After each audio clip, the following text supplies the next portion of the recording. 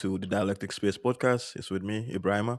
And today I was meant to have Omar Saibo Camara, or at least I have Omar Saibo here right now with me, spokesperson of Gambians Against Looted Assets. And Madi Jobarteh may also join us later. And my co host, Omar Malmo Jr., Sambu, is also likely to be coming. And Pa Manneh of United Democratic Party, UDP, is also planned to join us as well. So as we continue with the conversation, you may see the rest of those join us as well. But right now, I have my brother with me, Omar Saibo Camara. He has been on the show many times, and today I've asked him to come for us to discuss something very pertinent, which has to do with the power supply crisis in the Gambia, specifically electricity. Now, as you may know, GALA, as they are fondly called, have hosted a protest this last Friday in the Gambia, where they've called on Gambians to come together to make their voices heard as it relates to the protracting lack of power supply in the Gambia, which Crown Albi Alonyaming. So we're going to talk about those. We're going to talk about Gala's position as it relates to that, why they see the need to go out, what impact that they're creating, but also what is the position paper that they send to the officials of NAWEC or people who are in the administration of our power supply in the Gambia when it comes to electricity and water. Omar, welcome to the show. How are you doing? Hi, thank you very much, Ibrahima. It's good to be back on the show. I am doing very well, still recovering from the processor yesterday, but great. I am doing well and recovering. Thank you for having me one more time, and greetings to my brother Doc. It's good The to see senior you. man. The senior man. Of Boss, course. The senior man from Brufut. anum bara keken lor, ngal num bara keken lor. Jata Wuleng. Nkai Jata Wuleng. Makan dun di fitno lo kono ngai. Daman da dun la fitno kono. Ela fitno ina da brigama de kanan de dun di fitno kono. Edam fitnan tumbal di sana. Ela fitno ino dam brigama de mo. Sema ani fitno. You know? Anak Itel kan na mol kan tonye. Ikat la fol ko. Itel ka Omar setup. Ikat la Omar dun la fit lo kono doron. Ko what do you mean? Ikon ne anak itulo nafiko de kontilo nafiko. Itel ka Omar you know, dun la doron. Ko konto you mo know, nafiko de nyadi. actually, what I enjoy about your show is the fact that you guys will take a very diverse, non-aligned positions, and you are still able to roll it, you know.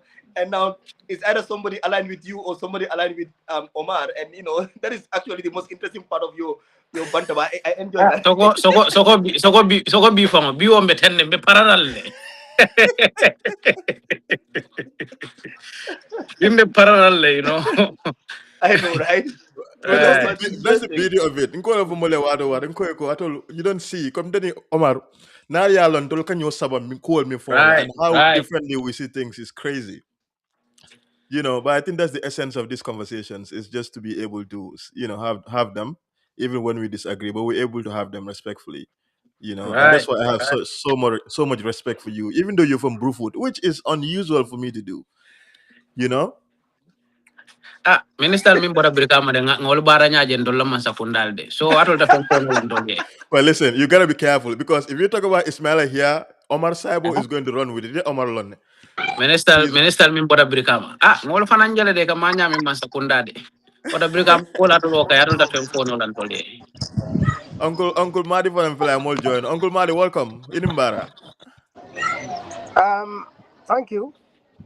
Good to be here. I hope I'm trying to see whether I can understand this. All right. Why am I seeing just the top of my head? I mean, Amre fana mo BBC la de power of BBC la de bang. I I know. saw one lecture o ga fanyo ko born before computer. you see, okay, Doctor, good to see you, Omar. Okay. It's so good to see Okay. you. Sorry. Okay. All right. Comrade, Okay. good Yeah. to see you. Good to see you. Yeah. I'm using my phone, so It's fine. It's fine. We can. Mhm. okay. Me phone call to atoto. Ajara to bunyaro lale. So, but I try to get a space outside, and yeah. So I hope we can do this. Yeah. Yes. No, we appreciate you joining, Madi. Thank you very much for being here. you know, Okay. bearing in mind the time, I think Omar, we just get straight to it. And I thought we can begin with the electricity crisis, Omar.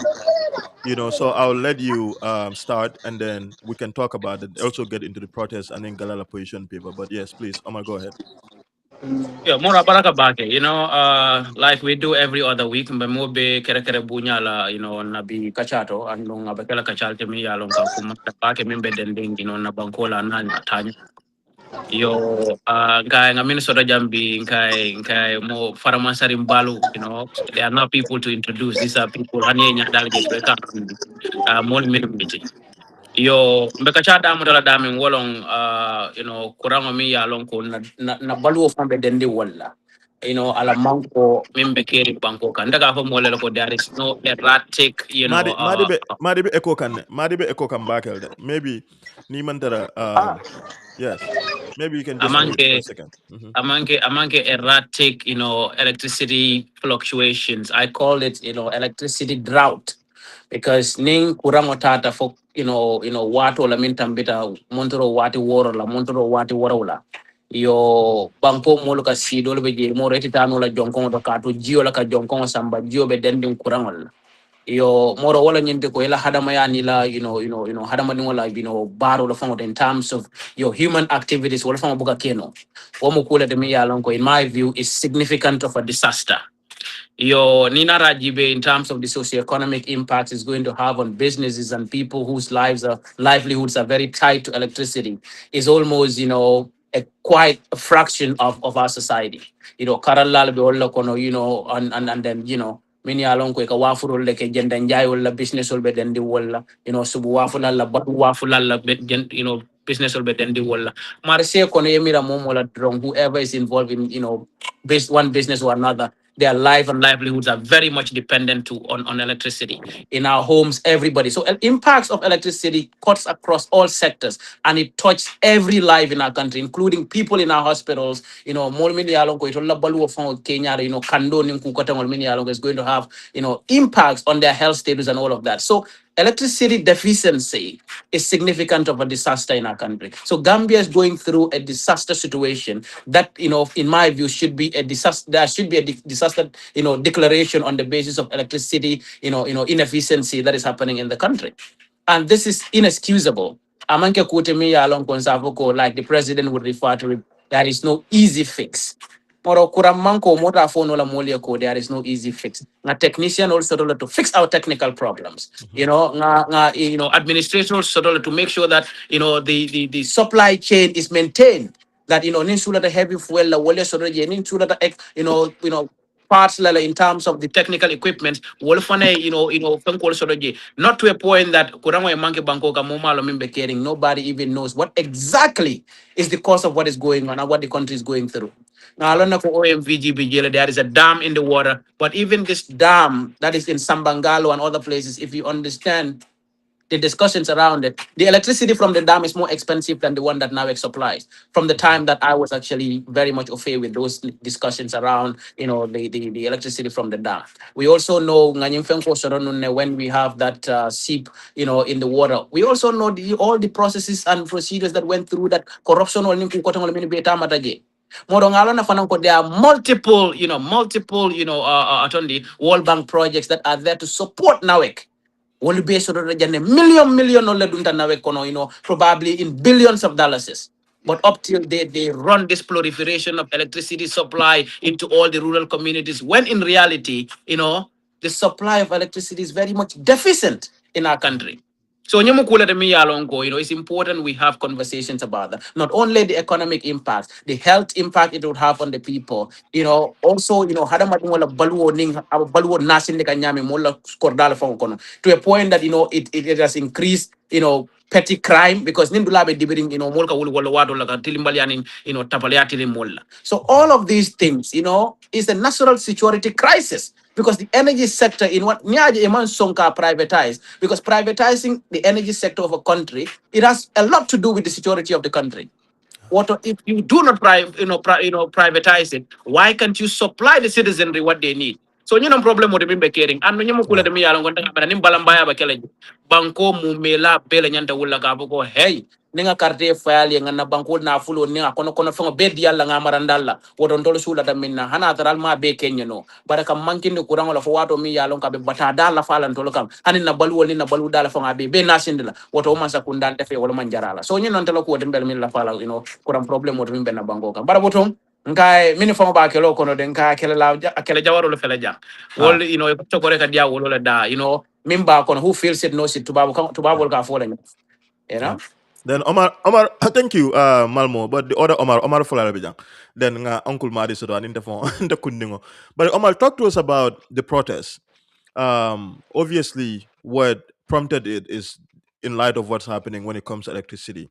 But how did you guys come to make that decision? Also, what was the atmosphere like in terms of the protest? But in Nafananko, representatives from NAWEC, Nigeria, and you guys gave them sort of a position paper that also bears an ultimatum, it seems like. So talk to us about how that went, please, and then we can have Uncle Madi.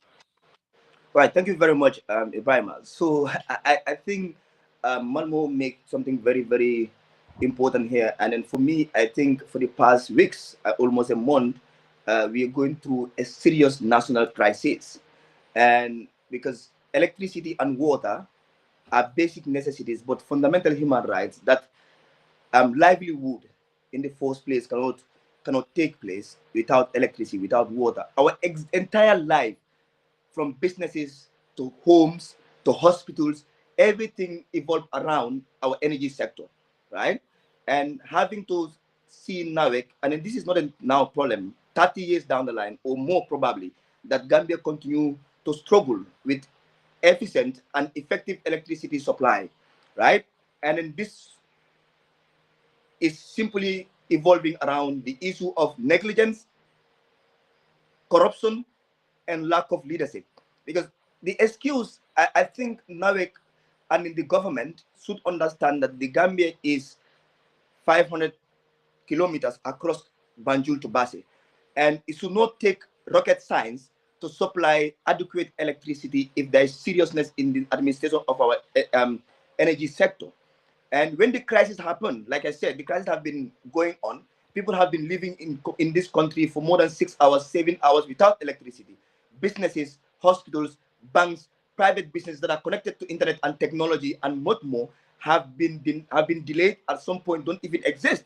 You go to offices and they will tell you, "Balal ñu amun kuren, togal nga Yes, hard." man. You go to hospitals. Remember, our hospitals have machines that only function under adequate but also reliable electricity supply, from Mhm. oxygens to incubators. But in fact, there are medications that are supply medications. And then Mhm. all of these issues must be ensuring that there is adequate electricity. Standby generators don't even have the capacity in some of these hospitals. But apart from Banjul, apart from Edward Francis Small General Hospital, probably Bansang Hospital, Farafenya, and few major health centers and hospitals, how many small health centers in fact have standby generators or solar systems that can ensure that our hospitals where people sick to recover, to get medication, will eventually turn into death traps simply because we don't have as simple as electricity supply. And remember also, hospitals need water. The moment the electricity supply is not existing, water doesn't pump in. And Mhm. imagine like Omar Malmoya Fujene, na Jonkon to na Suol Kono na Tabirul, we need water. Talk less of a hospital where it should be consistently based on sanity prior. What happens to those people? Right? Also, we need to understand that the issue of NAWEC have been a terrible bad leadership. I'm just giving you a preamble why we came out. And when we decided to protest, we also protested simply because the promises and failures of NAWEC and the government of telling us that this is a technical problem, we are going to fix it. And that shows incompetence. If it's a technical issue, NAWEC doesn't want to tell us that for more than 3 weeks, we don't have technicians and technical experts to fix that technical issue, right? That is no excuse. They are using that as an excuse, but for me, they are exposing themselves because as big as NAWEC, as a state-owned enterprise, cannot tell us within a week or plus, they don't have technical expertise and experts to fix a technical problem as they claim, right? And secondly, also, I think Gambia, we are so behind time And then this is as a result of lack of foresight with our leadership. Why are we struggling with generator number 5 or generator number 100 in the 21st century in 2026 when we have sunshine 12 months? Germany doesn't have sunshine from September, October. They don't have sun. Right? But they're still not using the backdated generators, Ibrahim. Yeah. United States and other countries. Gambia, hani sundela sumia kono, ni nine tabida tiloka kandiri kamera kono metili kandole kono. Mhm. Why can they think inwards? Malmo made mention of the billions of dollars that are invested in NAWEC. The billions of dollars, 2 billion, 3 billion, well managed, we can get our renewable energy at its finest, at its most reliable to ensure that we produce and serve energy to our people. Why? What is happening? What is happening with our governance system, Ibrahim? What is happening with our public officials? Why do they think that what they are doing is a simple favor for us? NAWEC is collecting money from people every day. We are paying for the services. It's not free. So Yeah. all of this combined together, we thought that the social media and the cries is enough. We need to take the streets. We need to ensure that they feel the heat. That when we collectively have our voices pinned on something, there should be a change in that. And that's what exactly we did on that day. So of course, we submitted our petition, and we made it very clear in the beginning that the least person that can receive our petition from the Ministry of Energy is the Deputy PS. And that of NAWEC, if the MD did not come, we are not handing over our petition. Mhm. And we did this because also we understand you ask for public officials to come and receive petitions. They bring as a secretary or a record office. I'm not downplaying their position, but just to tell that's what they bring there. So when Yeah. we tell they came and we had a conversation with them both on paper and before we hand over the petition that we give them 10 days. And a lot of people are like 10 days is so small. I was like, look, NAWEC told us mid June that the technical issue will be fixed. It was 2 to 3 days technically added to the mid-June because mid-June for us at GALA we said the 15th of June and we protested the 19th of June, right? And then also NAWEC is not telling people the reality on the ground. It's not a technical issue. Technical issues are fixed by technicians, and NAWEC cannot tell us that they don't have technicians to fix the technical issues. There are billions of dollars that can get new generators if their thinking capacity is not enough to get us renewable energy through solar, through the sunlight. They can fix those generators. So I think Yeah. all of this jungle together, Ibrahim, mol batatale, mol frustrate, mol pasitale. Imagine 24 hours, 48 hours, 72 hours, more bukan kurang phone so no I correct. Giol Mhm. kata mobe, but other people can go to work without even showering. Right? These are things that are basic necessities that we cannot live without. So we cannot lack those people and sit at our homes and think it's all normal. No. And then this is one thing I want to tell Gambians on this issue that if we continue to be sitting in our comfort zones and think our social media, which is very important in advocacy, will be enough. These people will sometimes sit there and they say they will write, and then the 1 week later they pin on another thing, and we all run off to that. And I think the electricity issue should be a collective, consistent endeavor that we should do until it is fixed. But it has to be fixed. There is no Yeah. excuse that we cannot have Mhm. electricity 2026 in the 21st century. Yeah. Thank you very much, Omar. Uncle Madi, welcome back again. And we cannot talk about the current crisis with electricity without putting it into historical perspective. The fact that NAWEC has been systematically failing for such a very long time. And I would like you to really talk to us about that. You know, NAWEC as an institution itself, we understand that some of its audited finances are so bad that it has, for the years, just had so much resources that are gone missing, public money, and nothing has been done about it, right? And so part of what we see now is, it seems to me, some part of results of that, the fact that there's just been abyssal failure in terms of leadership, failures in terms of resource mobilization, and also just the ability of having foresight to be proactive in finding solution to this very long problem. Because I mean, for as long as I'm following now, kuran kendo ndona mo so the Gambia, it doesn't matter. It can kuran so but it only goes so long. Then I couldn't. You hear what I'm saying? So, Mari, walk us through that. What is happening with NAWEC? Why do you think this institution has been such a failure for us for a very long time? A bit echo come back, and I don't know where it's coming from, but there's a lot of echo coming from one of us. But let me Yeah, mute myself. some sound. I'm not sure it's from here, like a generator Are you getting me?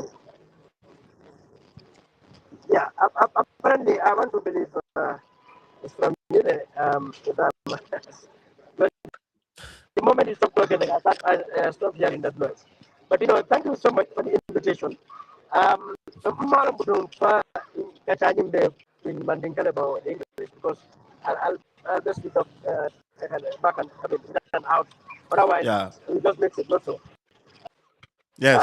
Yeah, including over there and whatever you can think. Okay. So, thank you for the invitation. I'm very honored to be with the two of us. I'm Omar Saibo ni mel ni wala jarab la huh? So I'm glad that I'm with all of them here. Um, two things the two Omar said is what is uh, is an anchor. If you people understand the two things that the two Omar said. Omar Marmo talked about the billion spent, and Omar Saibo talked about, let's say, energy. So for me, these are the two issues. If we expand those things, to highlight the malaise, the scam in this country since independence.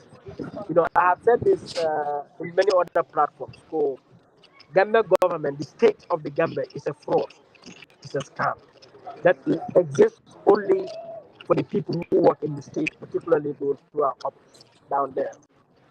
Now, the amount of money put into energy, coming Dr. Omar Marmoya Fanyana. Now, and then we are at this situation. Okay. NAWEC, of course, started as GUC in 1972. All right. And in the early 90s, 92 Mafang, Jawara Nyolko, they are going to change it so that they can improve it. Then the idea came to make it what they call UHC, USC, Utilities Holding Company. By 1996, they got a company under it called MSG to run it. Yeah, atari ya jambe nyol nat wale MSG ta. So by 1996, I mean that was 1990 to 95, but by 1996 they cut out that MSG UHC Obondije and they brought NAWEC in 1996. So ninyin NAWEC lebe nyola kap wakro wato for side. But la he don't mean data by Jawara, by Yaya Jamme, by Adama Barrow is uncountable. That we will soon solve this energy problem.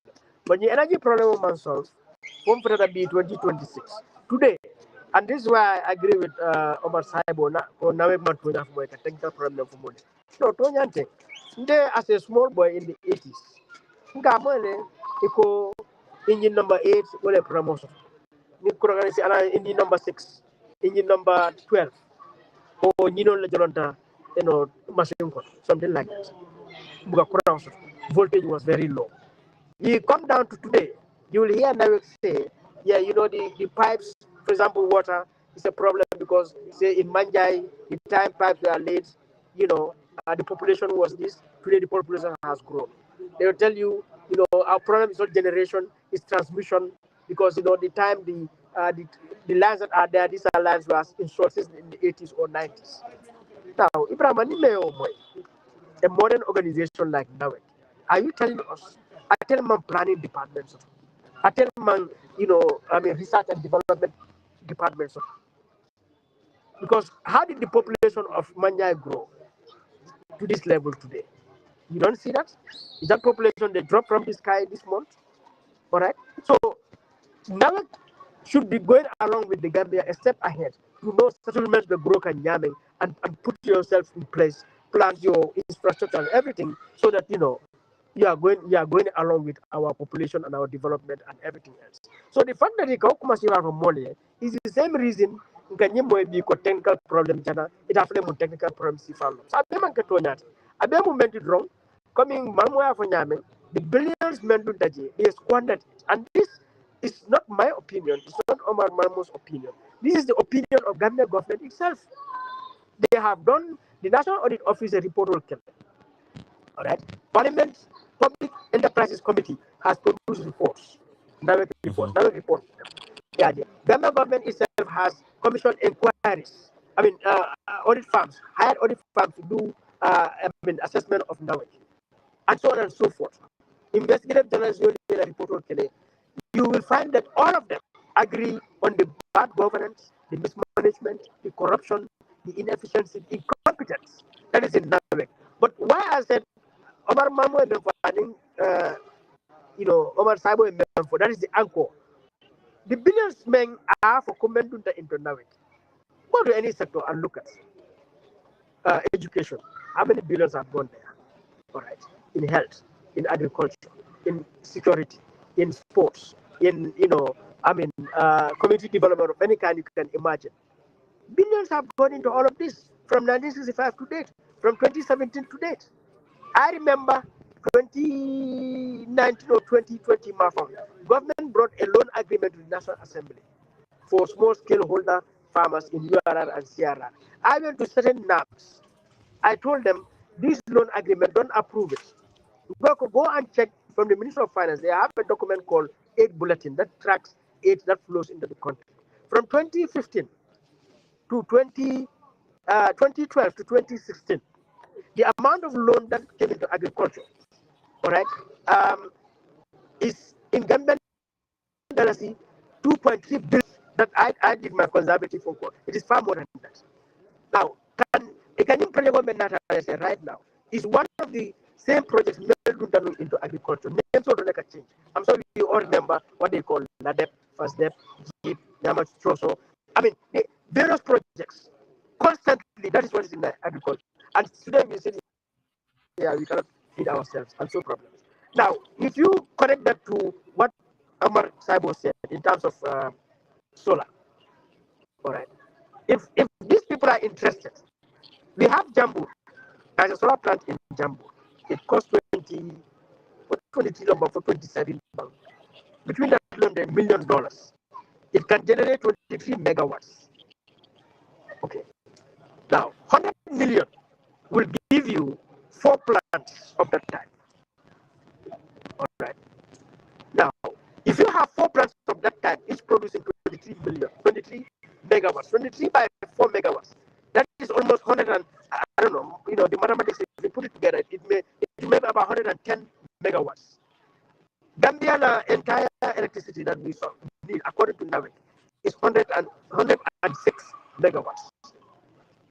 Now, between 2017 to 2020, more than $400 million have been put into energy. How many Jambu plants can that put? So that no they do auto appropriately. Then we will have energy sovereignty. All right. But that did not happen because of the corruption, because of the mismanagement, because of lack of vision and ambition, and above all, lack of accountability. So that the incompetence, Omar Saibo, and the inefficiency.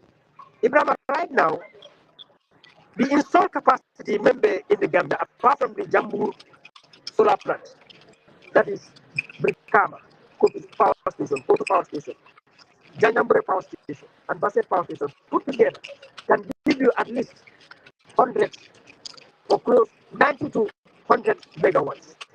That is energy sovereignty. So that with 10 megawatts, we can buy that from Senegal, we can buy that from Kapawa and so or other areas.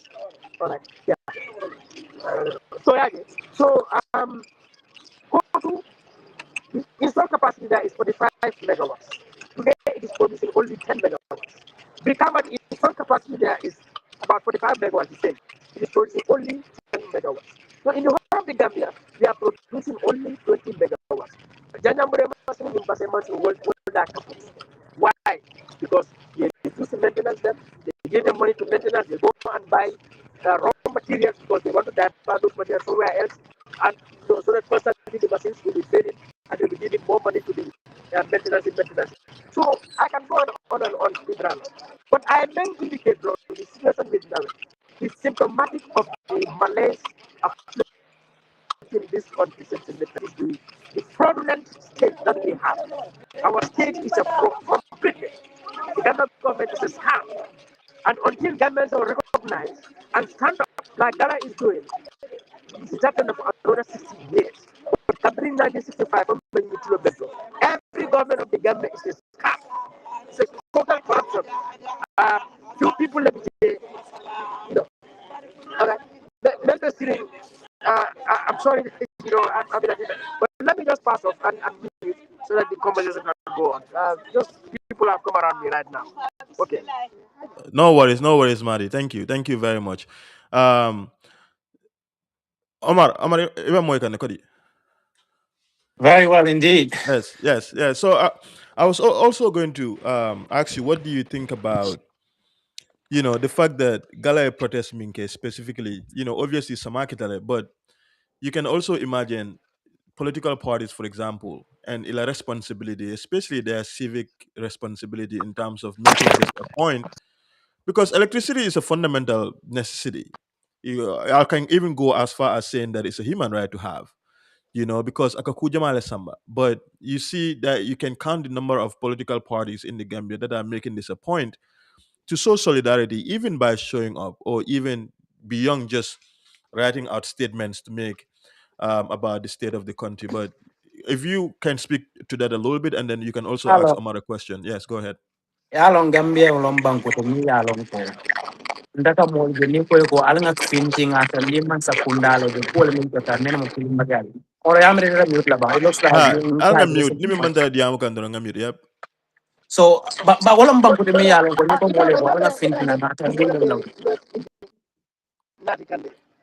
Uncle Mari, Ibrahim, are you muted? Maybe you gotta mute yourself at your end. I'm muted. It's not from my end. Oh, I'm always muted. It's not from my end. you're muted and we can still hear you. One big I'm muted. No. Now I'm unmuted, but when I mute, I Okay. can still hear the noise. So it's coming from Okay. somewhere for sure.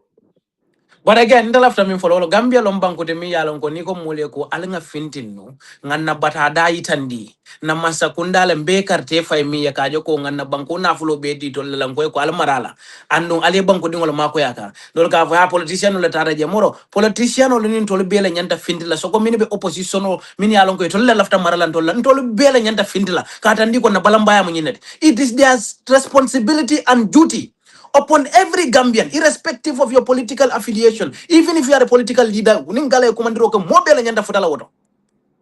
But for people, often it's like, no, politician will let what the responsibility lo wode katara wodla. Who ilafta marala jumala la ngamara ntol Gambian kollo.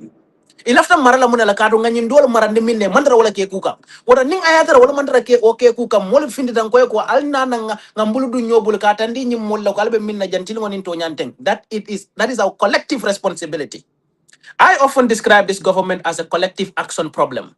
And this collective action problem cannot be done by Gala alone. It is our collective responsibility as a people of the nation. And remember Gambia, I call it a total government failure. Total government failure near electricity, like value. I don't know, a supply chain jibe. Near Jahan for saying, come Madia for Nyami, we are still stuck with these generators. We will not transition into effective, renewable energy sector. You know why? Renewable energy does not require constant this lubricants, this spare parts, heavy fuel, and all those little things you have to keep buying. So one procurement process of using generators goes with a lot of corruption. So what a banola Gambia? Gambia betula nyinjana to use la kado many beje na fangola beje. Do you know that there are people who are basically major funders of the NPP are the ones supplying NAWEC heavy fuel? Do you know that most of nying electric pole or nying contract kadi min la NPP support al lamiti? Do you know that these lubricants and all the spare parts and everything, the people that now give these contracts to are in one way or another sometimes connected to the regime in its political, dealings. So you know, could me yalong ko puri transition into renewable energy is not. It's in the interest of the country, but it's not in their political interest and the interest of the people that actually work in the sector. So they want to, maintain those monopolies that will continue to get them, kickbacks and other things, because constantly they will say this generator has a problem. It need to go under maintenance. Therefore, we need to go get lubricants. We need to get heavy fuel. We need to get spare parts. We need to get oil. We need to get this and that. So what will be in their totality is where you get all these cuts, and of course the supply chain, is always interrupted by one thing or another, and that is where corruption, would always happen. So you know kutumi yalon ko tapalean in tilimbale abiyel is not just technical, and where there are technical issues, technicians are there to fix it. So mimbe kere wala nyinde ko nim mole finti tanko. Tumala be Gambia mimba fole ko nawek la nyim problem wo yetul ya karle. Nobody. It was raining heavily the whole day. That was an opportunity for everybody to come out in the rain. Katandi ko tonya tonya batatale. And nyimba nyanta danal ngo. Sama Martin later ita manta nature did not hold you. Kavoko moro manta jonkodo wala manta kamodo. But nim kuna man soto andu jiman der lokor da ko ne bo beke no la nyadi. Ila muslime ya fon ila dina ya fon bola fon nasindila. Ila balu of wala fon nasindila. So where Jumala car, nobody, including those politicians who will sit home. And go gelenda ko for ningeli. More ante I'm a politician because one thing I know is I will not do politics for anybody for you to come and then you continue the same thing and I continue advocating for the next 10 years, continue advocating for the next 20 years because we keep changing leaders and bringing in other people to continue the same thing, the same trend. And ning ayatra wato min nang kwal nga finding a kelo ken na banko e volta findilat ibe sila loko e kamera ko itola karanta ndi wale tola faham tanti when the problem we are all facing is a collective action problem. Therefore, it is our collective responsibility to come out and of course show this our dissatisfaction to the regime in every way we can and let people keep telling, oh no, politician or longo. When you are dealing with the government, how can you separate that from politics? The government is a political, entity. The Yeah. parliament is a political institution. So oftentimes people do not understand or they cannot or deliberately refuse to distinguish partisanship and of course political, undertakings. Because whatever we do or whatever we say about our government has political bearings because political it all CJ and then that is just the political system of our country. Therefore, one cannot in any way isolate activism from politics, more so when it has to do with governance and the governance structure. So at all times that is political. But of course, we might not be partisan and people partisan should participate fully in the discussions of our country and of course, cool mini along control bola tandika nka molo kalbe minna tinu nin to nyati. But hani fon ninke kundanga fon ninke dole jele. Mini along fon ko ka folo ko ninte tije amanya na baraka sota wala nyaro tan nyana tarla je. Don't ko mi along ko e Gambia batandi. Yes, More on Omar, that's a good. nimman to jele nyoya be ko yala. So but that's That, basically what I want to add to that. yeah, yeah. No, that's a good point, and I wanted to ask Omar about that specifically. Political party Mlianonko, they don't seem they don't seem to care enough about bringing awareness to this issue by also showing solidarity and being allies with you guys in this process. But so-called protest groups as well that are refusing to come out to stand with you guys until after Alnyanta Minkalaliake, they're coming out to make comments about the fact that what you guys should have done instead of what you have done. But it also speaks to a mindset about Gambia. It seems Nita Mantara Kukono the wrong, Modol Yaka the wrong, you always have something to say. Instead of focusing on the positives of what in fact you guys are able to do. How about you show up? How about you show support? How about you organize your own? It almost seems like there should always be a competition of Atule Nyingalmang involved there, so it's going to be a failure. And it should not be, for me personally, I think that should not be the way to go. But talk to us about political parties and also other protest groups or advocacy groups. Milia Alonko, they did not stand with you guys, but now they're picking pieces and bits of what you guys have done. Thank you very much, Ibrahima. So I think first I want to always say that globally, activism is based on solidarity and community. um, if one claim to be an activist, you don't in fact generally have to share the same concrete values with another activism group or movement before you understand what it takes to take the streets or to be an activist or to build a movement. And mobilization strategy differs, and we understand this. So for me, basically, I think people have right to their perspectives and they have right to their opinion. But there is no better way. There is no one way traffic to mobilization, so strategy and to activism. And also, if you believe that you are more strategic rather, and you are a better activist, and you want to create impact rather than casing of hate, you advise people on the basis of principles and values because you have direct access to them. You don't wait until you feel like what you claim to be a failure and you run with a narrative. That is not what that's not how people change societies. So for me, on that part, I think we should be more of standing in solidarity than competing, because at the end of the day, we all wanted one thing is to fix this country. And for political parties for far too long, I said this, there are two-way traffics to get to State House in Banjul or anywhere else. It's either politicians that are fixated on power and they want to seek power through change, power is power that they want, but that can only happen by changing another system or seeking for change through power. And most of our politicians are fixated on power. They want to seek for power through change. They want change not because one they want power, right? And then the other I agree with is people that seek change, seek for power through change because they want to change the society. So the role of political parties in the first place, apart from seeking for political office, is to ensure that accountability and transparency, because they are an integral part of the governance structure. Political parties are not just some private entities; they are part of our governance structure, and they are more close to activists and activist groups and movements that they are supposed to be anywhere. So we if a political party said we want to change the government, and one of our problems now is NAWEC, but they're not interested in group of people that are protesting to fix NAWEC, to demand for transparency, for accountability, for efficiency, for effectiveness in how NAWEC runs the institution, then what belief do they have? What do they want to change? Right? And I know it's difficult to say that some of the politicians, I will meet with them and they will tell me this, we are behind you, but if you come there, they will say it is political. Like I think Dr. Malmo said it here. Like right now, what we are doing is a political activity.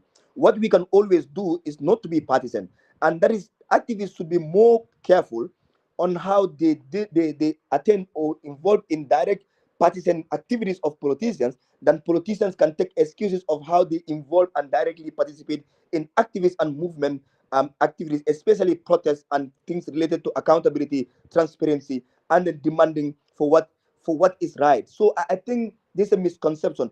If you talk about the functions of political parties, one is to seek for political office, and two is to become a watchdog to government.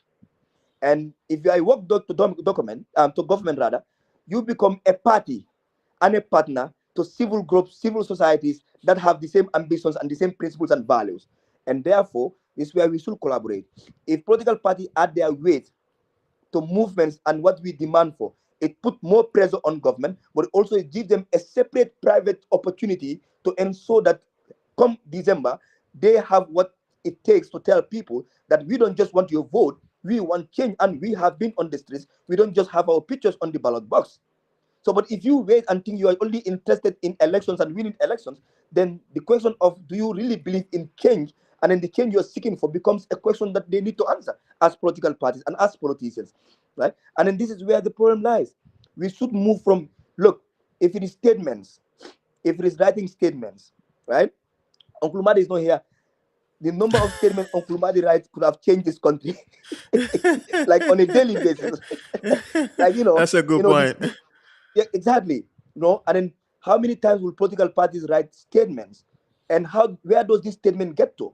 My mom in Basa will not read this statement, but if a political party leader was at the NAWEC protest yesterday, that will send a signal because it's going to be in the headline that His Excellency Omar Malmo, the party leader for Saibo's People's Party, was at the protest, It sends meaning a he strong is signal. affected. I agree. Exactly. It's He is so I think the politicians should brace up to that.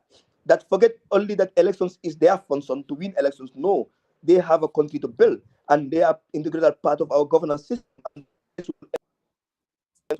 They promote they become work doors to government. Of course, they are opposition. Government will say they are just opposition. That's why they are doing that. But that's why they are opposition in the first place, an alternative to government. So And they should be honestly, able Omar, to. yeah, just to add to that, I think it's also politically advantageous for them to make this a point to hold the government accountable on and show allyship to people who are advocating for better social services such as electricity.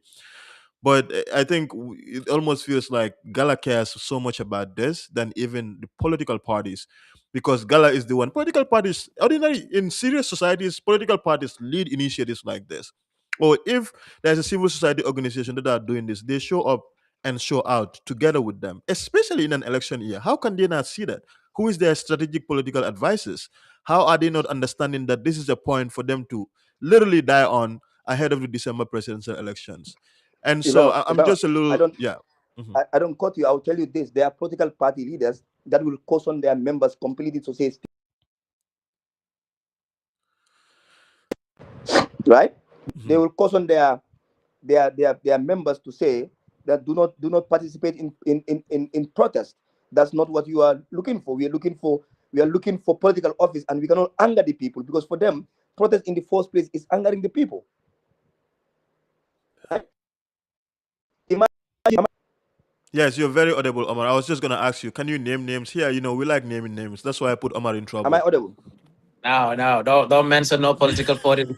Don't do that.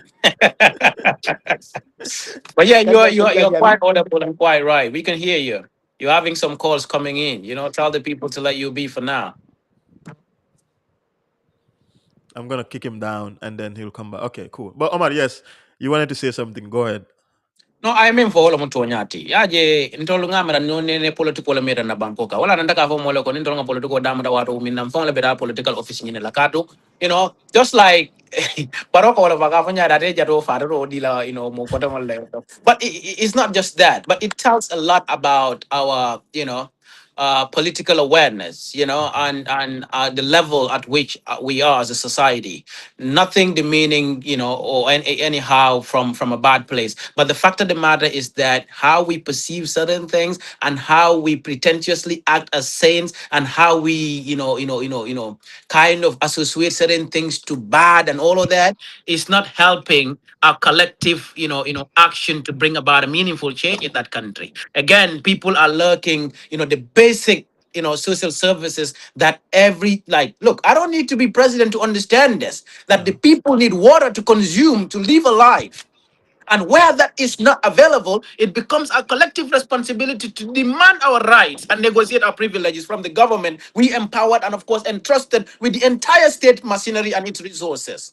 But where politicians will tell its members and its supporters, oh, don't go and do this because this is not, or even sometimes not even politicians, but our associates will tell, no more Okana Nyinke, you need to look into your own future here and there. Look, there are people who do not in any way do anything about for themselves. They are doing it for the collective good of the country. Cyber could sit down and say, you know what, in my view, is a highly educated person who had, acquired, postgraduate studies from one of the best universities in Europe. Mhm. Could have sat down and said, let me go look for a job, which pays me enough, and I don't care about what happens in this country. But if your education, your awareness, and your knowledge cannot help bring about positive change in your society, it is meaningless, in my view. Yeah. And these are the Um, kind of things that governments don't want, because all they want is nanga palaso dila ye day. So ntolebe tilimbali amina purwe continue. yeah. One thing I know is for now people will vilify you, others will try to shame you, others will say other things, but history will be kind to you when the time comes. Moronga molla jang when jamme was jamme. Wali kumo sipa pela for jam mole ke ne mole ka kumo fue. Dol ka ta fue ululali yake ululali interview to actually disown their own children. But when change came, those were the people that everybody was reflecting on. One example I can give you, when this Usain Bojan case came out, ndanga mol jel hanfo biwafal ni mando ku sodo ama haji sodo ala yalon kila yalon moro ndasa wal ni la dimbale bejo. Hmm. But one thing I know is I Yeah. believed in this. It's my conviction. I stayed true to it. At the end of the day, nka mine form we gava we ba kare akara jana kuno wala kanjala ino. What of nimba kelo kela na banko imba kela tonya ni ntirngola kankajo ko ntolman na karte fayale purale na mbumbayo and then living that flamboyant lifestyle in our country when the ordinary Gambian continue to suffer. This is what is Yeah. going on in this country. Yeah. Katu jio nimo woso tebe alabatu nola nyadi la famu. Oh, Kolealo. If you cannot give your people water, what can you give them? Why do you think you need to stay another day in the state house if you cannot provide water for your people? Amade ko Yeah. jio wafu birika mala wale ujawara la masakunda bwen. Boy, dukare nge mani ni boy. Kanak mola kachatinya boy. Anyways, Uncle What Uncle Mari. Mari is here. Uncle Mari, we're going to bring you back. And one of the subjects we wanted to explore with both of you is the issue of national security and the rising number of violent crimes in the country. Recently, young student leader and a teacher by profession, Yunus Ambai, was stabbed to death. May his soul rest in peace. Very unfortunate. It's a young Gambian, Dolbenga Milang, very resourceful, very bright as well. I've had the opportunity to talk to him, I think, few times. And so I wanted to talk to you as well, Mari. It seems all of these things are an underbelly of a highly feared system that has proven to not be working. And it doesn't seem like those who are entrusted with responsibility have the capacity or foresight even to do something about it. But what is happening? Are we at a place where people should be seriously worried at the direction at which the country is going? Yes, certainly, it's very worrying, and you know, some by and Al-Assad in Bantaba, um, both for himself and family, but also for the country, because uh, passing up that age with that people, um, now for example, my life start for the guy in Gambia to his life. That is a great loss, and an irreparable loss for the country. And then to learn the circumstances, um, it disheartens me so much, and worries me a lot. And it all comes back to speak to the state of affairs of our country, you know. Um, because this incident, a lot of other incidents that follow, and the trend is deeply worrying, where people, um, stab others, killing others. In circumstances, may even try to figure out why, and so on. But then, when you look at the whole situation, you also get to understand the current state of our socio-economic conditions are such that um, there's no doubt that we are going to create or witness many of these incidents going to happen. So that even for myself, immediately I began to think about how do I even keep myself safe, because at the end of the day, that is what also creates that sense of insecurity and fear. And one of the um, rights that the Universal Declaration of Human Rights highlighted is that fear, you know, freedom from fear, you know, that people should live in a society that they should not be afraid, not just for your life being taken, but even afraid, having that fear whether I'll be able to get a meal tomorrow, whether I will be able to get electricity tonight, you know, which is also fear, but it's that freedom from want, and any society then drop to that level that citizens are now worried about fear and want, then that means system failure. And I think that is what we are witnessing in the Gambia. That freedom from fear, freedom from want. We have not, the governments of the Gambia have not been secured that. So that me as a father going to bed today, I should not be worried about tomorrow's meal. Whether I'll go to bed tonight with electricity, whether in the darkness somebody's not going to attack me, whether I will not have an exchange with Omar and the next moment he's pulling out a knife because, and so on. So I think this incident, we had one of your journalist colleagues just escape his life. Okay, GRTS, QTV journalist thinking, yes, yes, so yes, right. A very good man, definitely. So we need to think about this because I'm sure you all know about what they call the four freedoms. I think the U.S. President Truman or some made that issue in the 40s.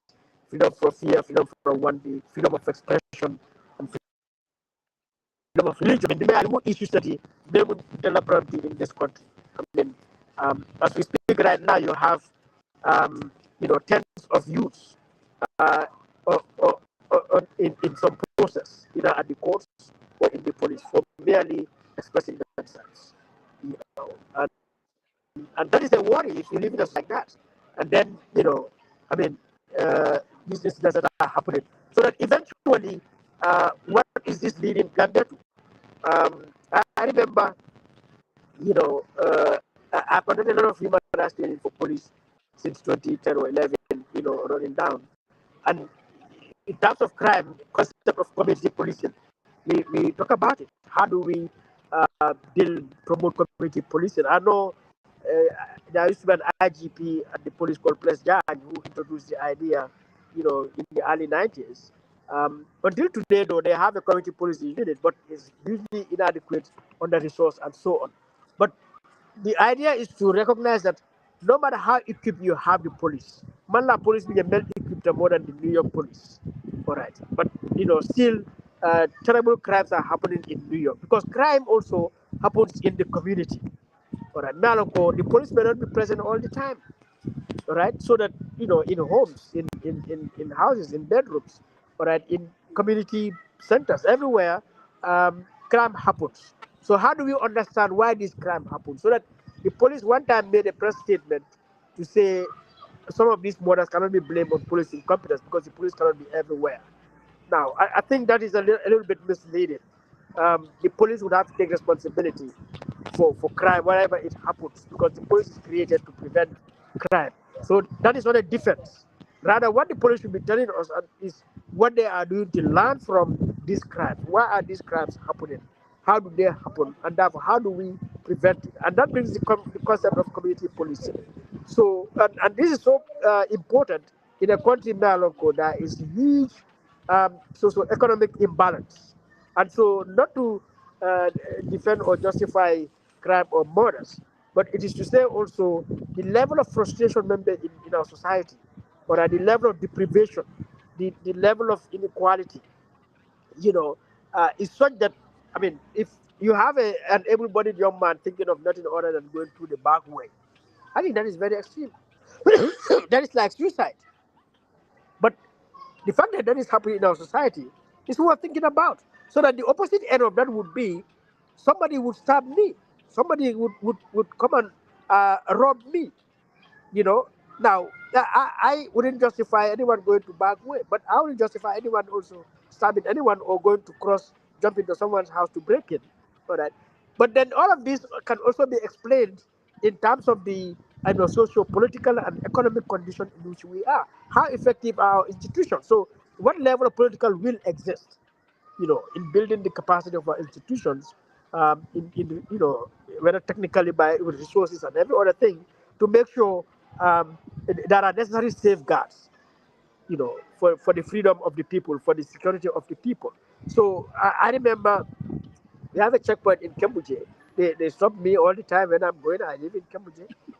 I mean, I tell them, well, I tell Bijan, why I'll be young, I'll be more, but every day, every time, I'll be stop.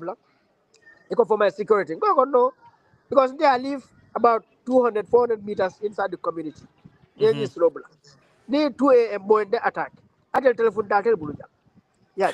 More datel buluja.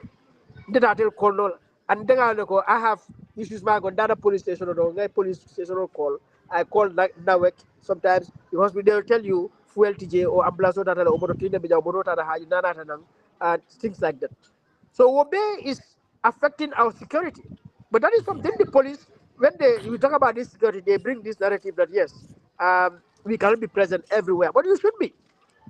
I mean, you should be present everywhere. You should have telephone hotlines. All right, functioning. You should have police vehicles patrolling. I mean, not to go somewhere, just mount a checkpoint and sit there. Every police station, they mount a checkpoint there. But we need a police, whether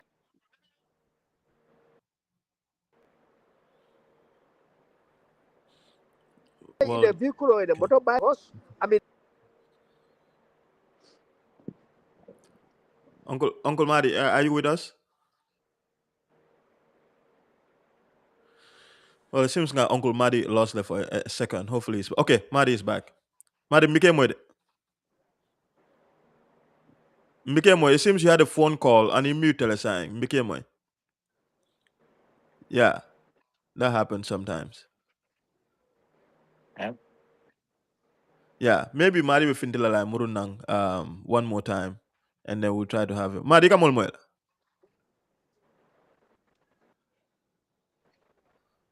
Yeah, Mikemo, Yeah. I'll just take you down, then come back on, please. But the two Omars, Lafal Kala specifically as well.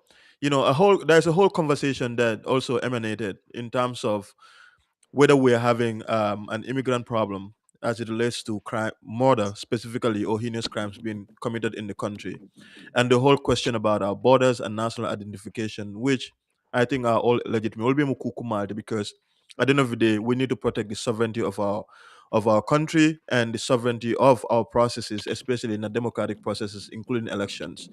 And we can talk about the systemic failures. Miyalanko, it gives rise to either crimes, either electricity, or the fact that like crime is also on the rise. We can talk about all of those things. But I'm also curious to find out whether you guys think we're having a problem of immigration, because personally, I don't particularly think so. And I can tell you, we can go on. Amara and I disagree on the process of identification when it comes to how people should be addressed when they commit crimes and how that should be publicized. And I think we have only a basic difference. And for me, the only difference is that we can talk about all of those things, but crime doesn't have an identity. I think when we try to identify people that commit crimes by their nationality, we tend to reinforce a stereotype that, for the most part, people that do not understand, or people who have share certain sentiments or harbor certain hate against certain group of people, it creates a narrative, and people who are irresponsible can go and act on that. And that's why part of the reasons why globally there is a certain distaste against immigrant communities. It comes from that, because when less than 1% of a particular group of community commit a crime, the media runs with the narrative that, oh, immigrants are the ones that are committing a crime. And some person somewhere who perhaps do not have a good appreciation of the nuances of such crime or the context of it, just runs with it and go and attack a group of people. And we have this system where you see what happens in UK with the Pakistanis, or here in the United States with the immigrants. And the facts contradict every sense of that narrative that immigrants are the ones committing a problem. But really, what's happening in Gambia, I think people raise very important questions in terms of the fact that, look, na bola nyanda secure, na a national identification on nyanda take ala manye dila mula miaranko you may deserve. But I do not personally think we have a problem of immigration, because for the most part, I think the net benefit of immigration, as elsewhere, like here in the United States, it far outweighs any negative that sort of we're experiencing right now. And so when, for example, somebody commits an offense, is an immigrant, and we sort of create this perception, or we even try to identify the person who commits the offense with the nationality of that person, or the geographic location with which they come from, we create a problem in the sense that, not overtly, but the danger of making a statement like that in itself, it has a capacity to reinforce that stereotype. One, but also two, it has a danger of being xenophobic if other people act on that to discriminate against a group of people who collectively did not commit the offense. It's just one individual who is part of that community that commits the offense, or maybe two, maybe five, maybe 10. But statistically, that is still insignificant compared to the greater number of them that contributes to the economy itself. And so that's my difference. But I'll give Omar an opportunity to also chime in. All right, thank you very much, Ibrahim. Like I said, we had divergence in that opinion. I will not, in any way think your opinion is not right, but I have it from a different angle. Different angle in the sense that I believe that every crime has a nationality. Every crime has a gender. Every crime has, that, in my view, definition of age, time, height, color, and everything around it. Now, that is not to say, this person committed this crime because of, his demographic characteristics. No. But those demographic characteristics and then personal informations are very important in terms of the data we utilize as a system to understand the occurrence of crimes in our society and how to proactively prevent some of these crimes. That is my angle and that is my understanding of it. Now, for somebody to say crimes do not have, nationality, when a Gambian commits a crime, they say a male Gambian, 26 of age from this community. Why do we need all that information? That is a proper profiling of every case. And that proper profiling of every case gives us that understanding of how the system or the governance structure or the immigration or beyond that, how we profile each of these cases and understand the occurrence of crime in our society. What are the indicators? What are the localities that are the hotspots? What kind of people? What category of But you know that what I'm category sorry of citizens are that, actually involved in this? I think that in That's one itself aspect. is a problem. That in itself is a problem because part of the problem, because you begin the conversation with, like crime has a nationality, which is Yes. one of the most contentious subjects, not only in the Gambia but around the world right now, especially with countries that are experiencing an exodus of anti-immigrant hate, including here, or say for example in South Africa. Because what happens is you only have a tiny group of people who most times commit some of these crimes, right?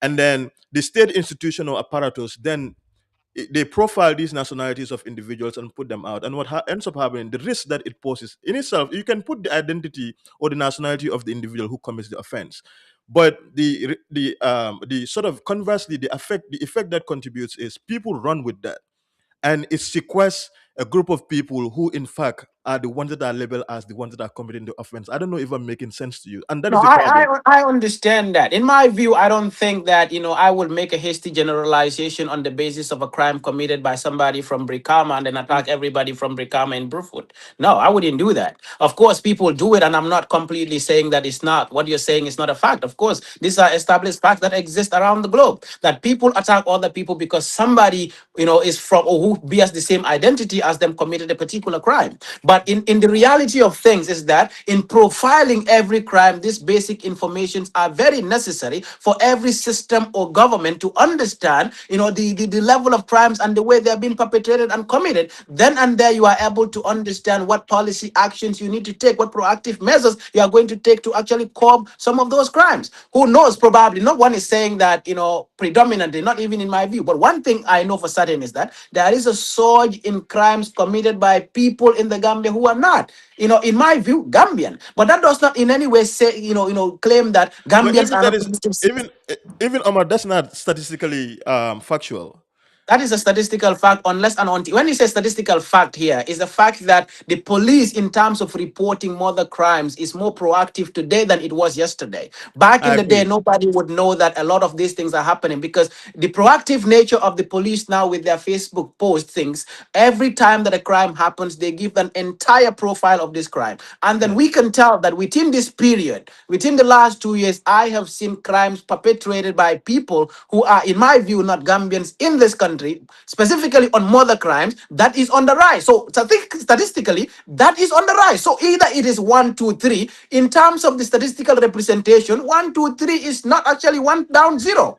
It's an increment. So that increment is the statistical fact that, of course, it might not represent the entire population to say, oh, this is bigger than the number of Gambians. I'm not giving a comparative analysis in that aspect. What we are trying to say is there is an increase in a particular kind of thing happening in our country. Therefore, it is the responsibility of those in charge of our country to look into some of these matters and see where are we getting it wrong. Gambia, to be honest with you, no country will tell you that we open our borders to everybody. In as much as we left the Gambia, we live in the United States and all of that, you want to be in a country, but we are law abiding. More on tenita o kusi fa kala nyumbango kam. So nta min kala janda sonna mo kote ngol ka ken na banko kan. That does not mean that we are against, other people coming to. But of course, even hani na banko dingol fonta sonne wala. Because we've seen somebody mini aloke funding ke muta birikama yali po for yafa. Where are we getting those failures from? We've also seen other people. Sunkutin mini ke fa birolto. Honestly, some of them were not Gambian. It doesn't matter where they come from. But then profiling those identities also matters in the way we situate our country. Mojali wulu wulu le benyumbango kamini alonko e Gambia like a route to illegal migration. Where is our territorial integrity? My view is that there is no way a government can actually disarm your military for 10 years and expect security for the citizenry, to expect security for the people who live in that country, to expect businesses to flourish. Moro, nyimben tolla bankola sendi la koma, because if there is no security in any country, it actually, kind of sends away investors. Of course, people who want to do business are actually scared.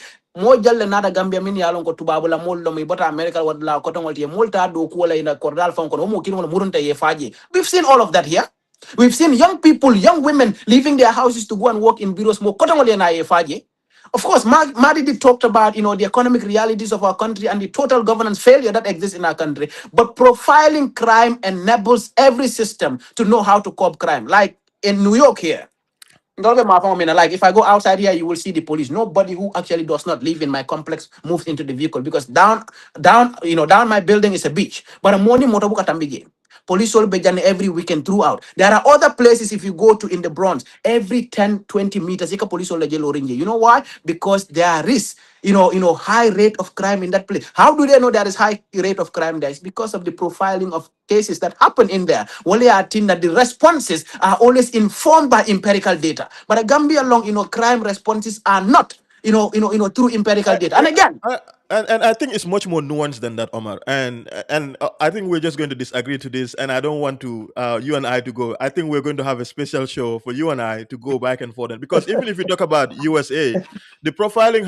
is such that it has caused so much problems in terms of just black communities in here because of that profile in terms of crimes. Then you have more police. No, you have. Let me make a point. crime ke kan avo ko karlak. No, we can. I never said that. I think we can talk about the nationality Ni of mo fi people. ngore crime ga manya na fola wala No, mutu wa crime ga manya na fola. let me make a Ni mo point. fi wala ka crime Let, ga sembo warta be fola. Ni mo yeah, to ba wala ka crime ga sembo warta be fola because but that way we are able there to solve the problem. Omar, there are nuances to it, and we can talk about what gives rise to those things to happen.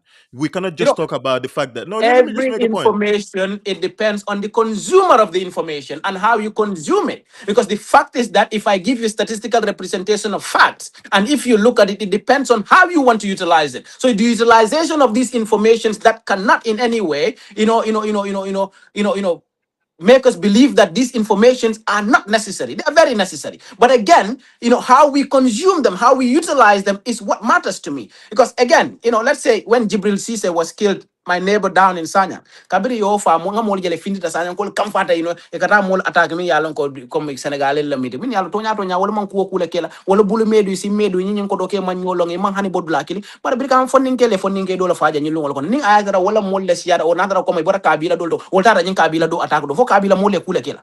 It's just this And this that's the point. stereotype, That's these literally the only biases do point I'm not trying to no, make to no you. these biases do not only exist cross nationally or because of people's in ilafen kwatondi ibota bankudol la no, even within our communities from buka kabilo je da malka du nyola jam because dinim fulala keleta je. But that does not actually in any way, erase the fact that every crime has, its profile. And the profile includes your gender, your age, your nationality, and of course your community. Ibrahim nita laga mbafula Ibrahim laga be sanje karla wada brikamale. Go okay, but Saibo You know? Saibo ni Madi Kamanam. But Omar Ngajele, you were nodding your head when it seems you agree with Malmo. But talk to us about what you think about the stereotypical way of the way police sometimes profile these crimes, and sometimes people run with it. I've seen that it happens everywhere. So talk to us, and then we can have Madi as. I think it's an important conversation we need to have. So let's spend a little bit of time to dialogue on it. But yeah, go ahead. Yeah, so I'm not disagreeing with either of you, any of you actually. I think I understood the point, the perspective you're talking about, and that is if we profile and identify these crimes based on nationality and all of that, it has, of course, it has negative implications, and it could be categorized as xenophobic behavior or what. But I think sometimes in governance structures, there are certain things that must exist regardless of what the impact look like, because there are two things involved here.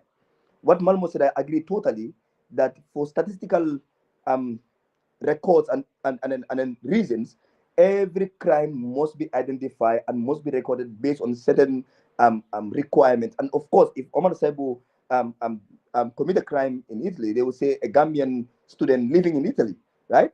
that is my identity at the time. I am a Gambian living there. So I think that an issue.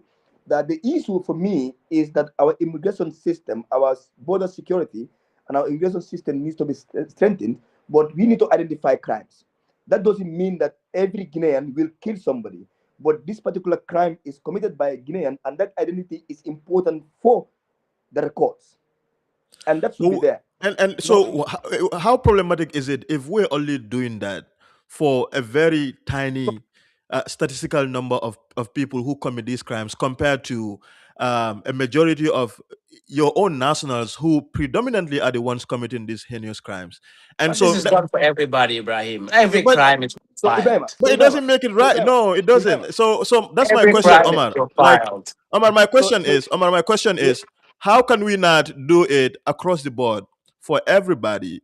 because again, immigration is very sensitive. I've talked about this several times on the show.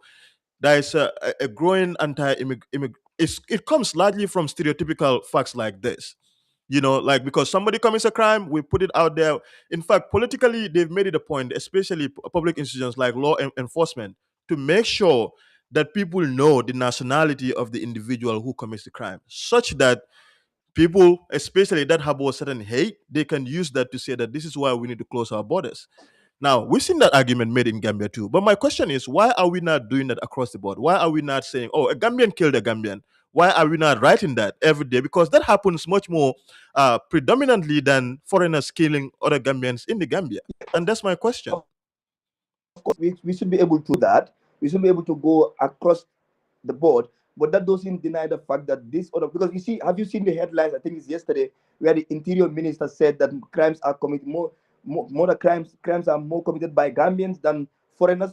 Is because those identical issues, identity and demographic issues have been recorded. We are able to know who commits crime more than the other. So I think I would agree with you if you believe that we need to go.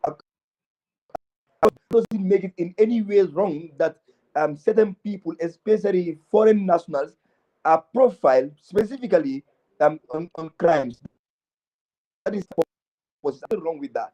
And I think those who run with narratives, and that is the issue with information and how information is perceived and analyzed and run on with, right? People will do that. I see politicians using that as a political tool to say that we told you foreigners are A, B, and C. But that is how human beings are generally. Even if we have to do it across board, people are still going to fix their eyes and are going to be fixated on the foreigners part of it, because that is human nature. That doesn't in any way that we Yes. need to profile individuals.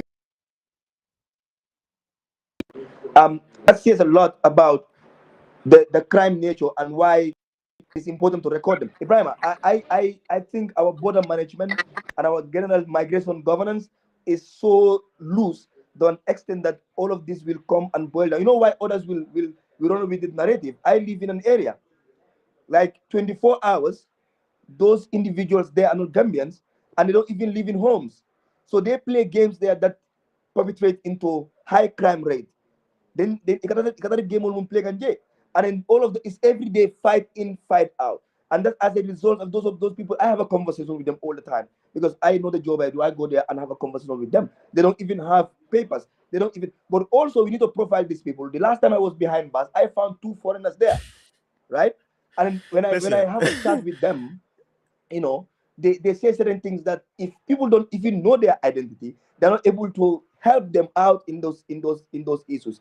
I think for me, profiling is not bad, but I agree with you. I totally agree with Malmo that we need to go beyond just Saibo commits a crime. If Saibo is a foreigner and commits a crime, the age, the demographic details is very necessary for crime control and crime management and data purposes. But also we could go across. If Saibo commit a crime, okay, Saibo a Gambian national, but also everybody knows that Saibo is a Gambian national. I don't know if I make sense in that. But generally, I agree with both of your perspective that we can make it across board. But I totally agree with Al Malmo that it's not in any way um, discrimination. No, Yeah. Yeah. identify on crimes based on their nationality, identity, and all of that. That is nothing wrong with that. Yeah. Uncle Madi. Uncle Madi, are you here? I'm eager to hear Mari's perspective on this. Yes, Uncle Madi, from a human rights perspective, obviously, as you can tell, it's mostly where Omar Saibo. Okay, I will have Omar. From a human rights perspective, it's mostly where I'm coming from, because you live in these societies and you see a lot of what happens, especially with law enforcement and how they use some of these things, and the rise of political populism and anti-immigrant hate and crimes that are associated with it. And so it bothers you with these stereotypes and the problems that they create. South Africa is a classic case as well. Talk to us about the dangers of stereotypes generally, and what you're seeing in Gambia as it relates to the conversation around profiling crimes, and how we should have those conversations, in the sense that we never come across as though we're creating a society that sort of have less regard for people that are in our country, that are multidimensional in the sense that they also contribute to our social cohesion and contributes to our economy as well. But yes, please, will be interesting to for you to share your perspective. You're muted. You're muted. Oh, yeah, thank you. Yeah, so Hmm. listening to Omar Marmo and Omar Saibo, um, so stereotyping, when you look at the hierarchy of hate speech, all the way to genocide, stereotyping is one of the early steps because you have to create a difference, you have to create a narrative to create discrimination, exclusion, and then there are reasons for it. And there are criminals, they take our jobs so that by alienating them and then dehumanizing them, you create the conditions or the justification for eventually their attack and attacking them. And so xenophobia will be and so on. And I guess even tribalism to some extent is all about that. And so it's dangerous stereotyping. And when it comes to crime, I think that there's a part I agree with Omar Mahmoud. There's a part I don't agree with him. I think probably he didn't mean that. Um, so I think he's right that the police needs to profile. Yeah, advocate. The police needs to profile. I mean, I'm not sure I even need to use the word profile, but they need to document the details of the Yeah. crimes that happens and the perpetrators or the suspects in the try to understand the nature of crime and so on, the incidents of crime, in which communities, in which area, and of course the categories of people, looking at the profile types are socio-economic, I mean, characteristics also. And like you rightly said, it can help the police therefore to better respond to these things because they may discover conditions that are just beyond nationality that Hmm. would maybe inform certain policy interventions. Because not everything can be addressed with guns and with incarceration and in the courts. So that is important to do. Um, but I mean, also, how do we avoid the police depending on that so much so that, like in the U.S., so that even if you see where in U.S. you see a black man in a certain neighborhood, the immediate thing is to arrest the person.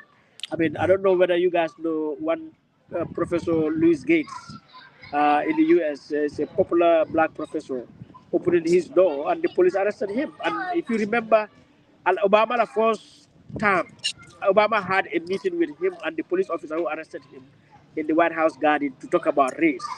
Even when Yeah. Professor Louis Gates told the officer, "Look, this is my house. I'm Professor Louis Gates of Harvard University," and the police officer just arrested him. So that you don't want also the police to overstep. So I think that is Yeah. important for the police. But then, what is happening in the Gambia? I'm not sure the police are really using that in terms of combating crime.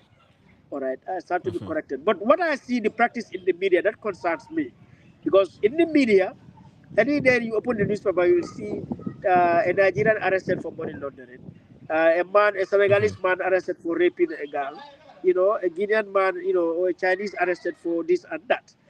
Now, and I phrase this with something. I say, okay, what is the value of saying a Nigerian man arrested for killing? Why don't you just say a man was arrested for killing and his name is Hmm. Ojuku? That's it.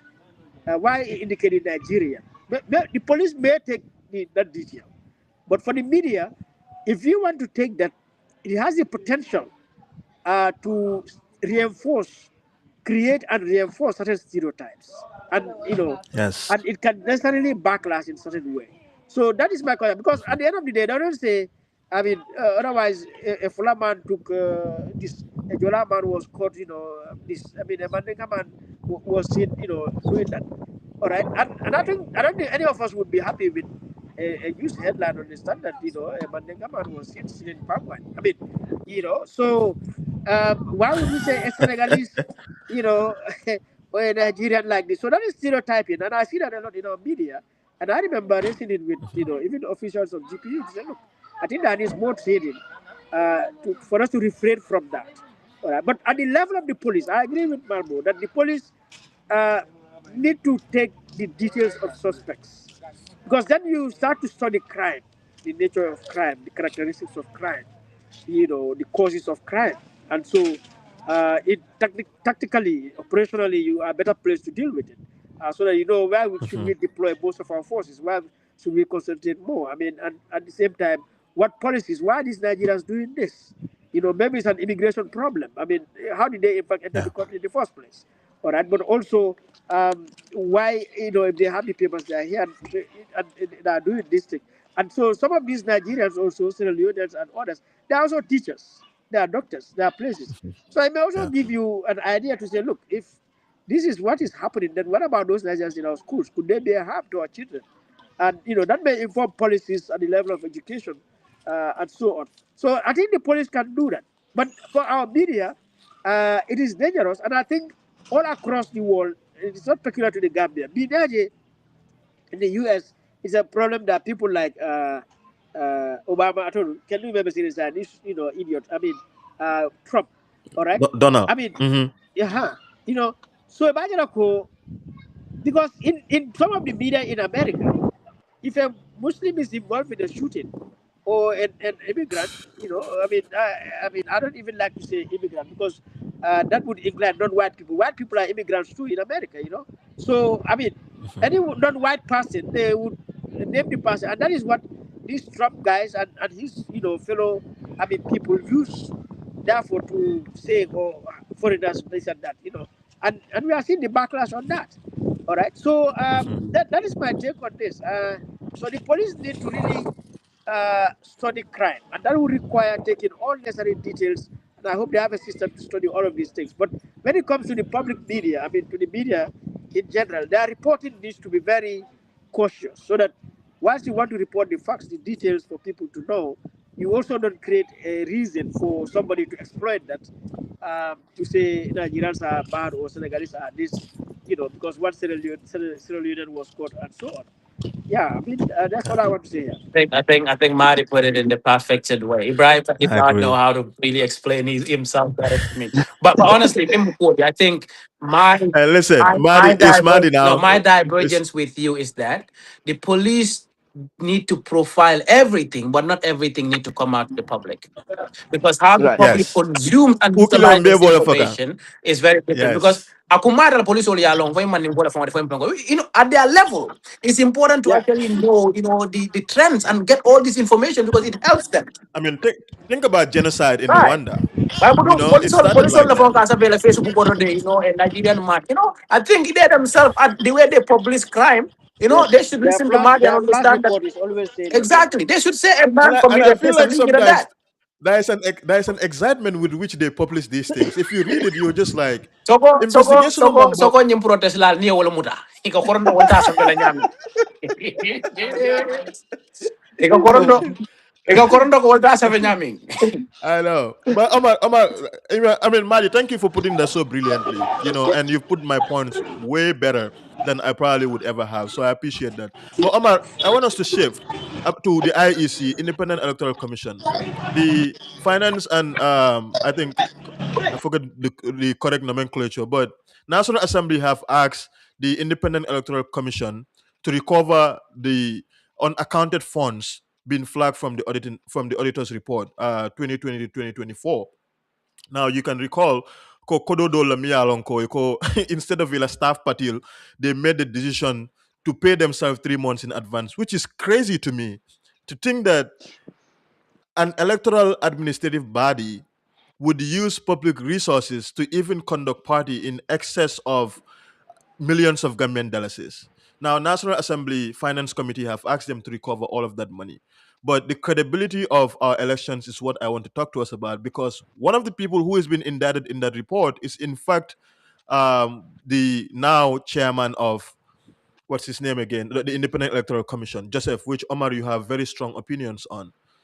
But My opinions never change. I still believe that Joseph is not impartial, he's not credible, he's not independent, he's not honest, and he is not worthy to run our elections in December. First, that is a man who is entangled with all these allegations we are talking about, that corruption scandals within the IEC that he has served as deputy for several years. So that is not a man whom, in my belief, would definitely do anything that is impartial, that is basically honest, that is sincere, and that is independent. Because this is a person whom the government has hold to his throat at this moment because of financial scandalous things that had happened. So therefore, he will either do whatever the regime wants or not really to do what is exactly right. So a person who has some stains on his reputation, as the National Assembly has already indicated to us, should excuse himself. Otherwise, the government should remove him or he recuse himself to allow independent, honest, sincere, and of course, corruption-free individuals to run our elections independently, fairly, and of course, freely. But that is not a free man, therefore, he cannot run anything free. Again, let's look at it from that angle. Momi man foroya non tolni na kodo tema, o foroya ro lan tolni na balotol tema nyadi. La nyina muto nyati. Yeah. Atake no la moro ita man foroya tolni na kodo tema, ita amere foroya la molni mol tema la mi yalon ko nyosa bolo bije mimbe marala ntolla banko la nafulo bela. Ntolla nafulo ndingo just a fraction of it atol yobe koto koto sunyal kala fangol jowola. Al murunda ko denke ala tilimbali al nitapali al sifal bekeje. Ita ko wole ko ita la bekela mode mimbe mo tombon na ita la be nyaton kaya kala wala. Ka jibe banko dingole karte fa mi pour kanyim banko nyaton ka nyim banko na nafulo na fengo be abe marala mimbulu ya meneta mari be to nyani tingo taman la wada rete fa mangeto nyamote nyanda mu kudembe so Well, the ring. Now these are people who dance to the well. tune of the regimes, and of course they are tools and agents of the regimes, because at the end of the day the regime have somewhere to hold them either by the trouser or by the neck. So by all indications this is not an impartial and independent and of course a credible person, not in attitude, not in behavior, and of course not in the execution of his functions. This is a person I saw sat on the TV, and he was being asked very very conscious and of course responsible questions, and he got angry and left us the platform. That alone tells that nyimmanke motemi yalonko deguna tenkundale and I banko mo horomala e bunyako ninge marandin na min na nyanto lon ke nyin kala ibata mande kanyame ni malla fe moli e konte bo wona ne de mo la palaso lutala. So for me, my belief is that the current leadership and the current Independent Electoral Commission is not fit to run our elections in December. If they do so, they are doing so, to basically, help the self-perpetuation that is in the country. Remember, the president told us that everybody he appoints should definitely be there. Purukatela dala muta. Jumale IEC appoint. Matala. Ata president killing all of. So Gambia and Tolinyanta Minkela is a total reform. Wala nandaka for moleko. Under no circumstances it defeats logic and common sense for you to run a democracy on a dictatorial constitution. Because we all cannot claim that Jammeh changed this constitution for over 50 something times, but then we refer to it as a dictatorship, an entrenched one, yet we are still using the same laws and then we call it a democracy. Moro nyone na benyimbanko kan. Tonya nintino watijang. So again, to conclude it, mimbe je wala nyindiko. All the reform agendas are being neglected by this government.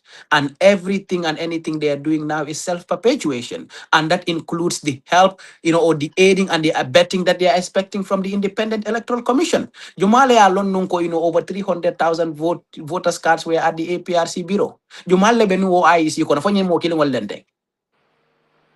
So Well, the IEC, just like the government machinery changed, there was an absolute necessity to bring about a total revamp on the Independent Electoral Commission, to bring in independent, impartial, and of course honest people whose credibility cannot be questioned. But these are people that I cannot entrust with anything, in my view. And that is why up till now, there are parties, many along they did every submission they could. And it was a mention na wala registration or deal. Ima deal till one into Nyaka Nama get Tapalian in Tilimbalianing, Kabarola political support, because all they are doing is delay tactics. Imagine, Sehu Saho and Nene Chayas in Kweko, Alnin told me Bena Jani Kiliman Koreko. They don't know my mundo.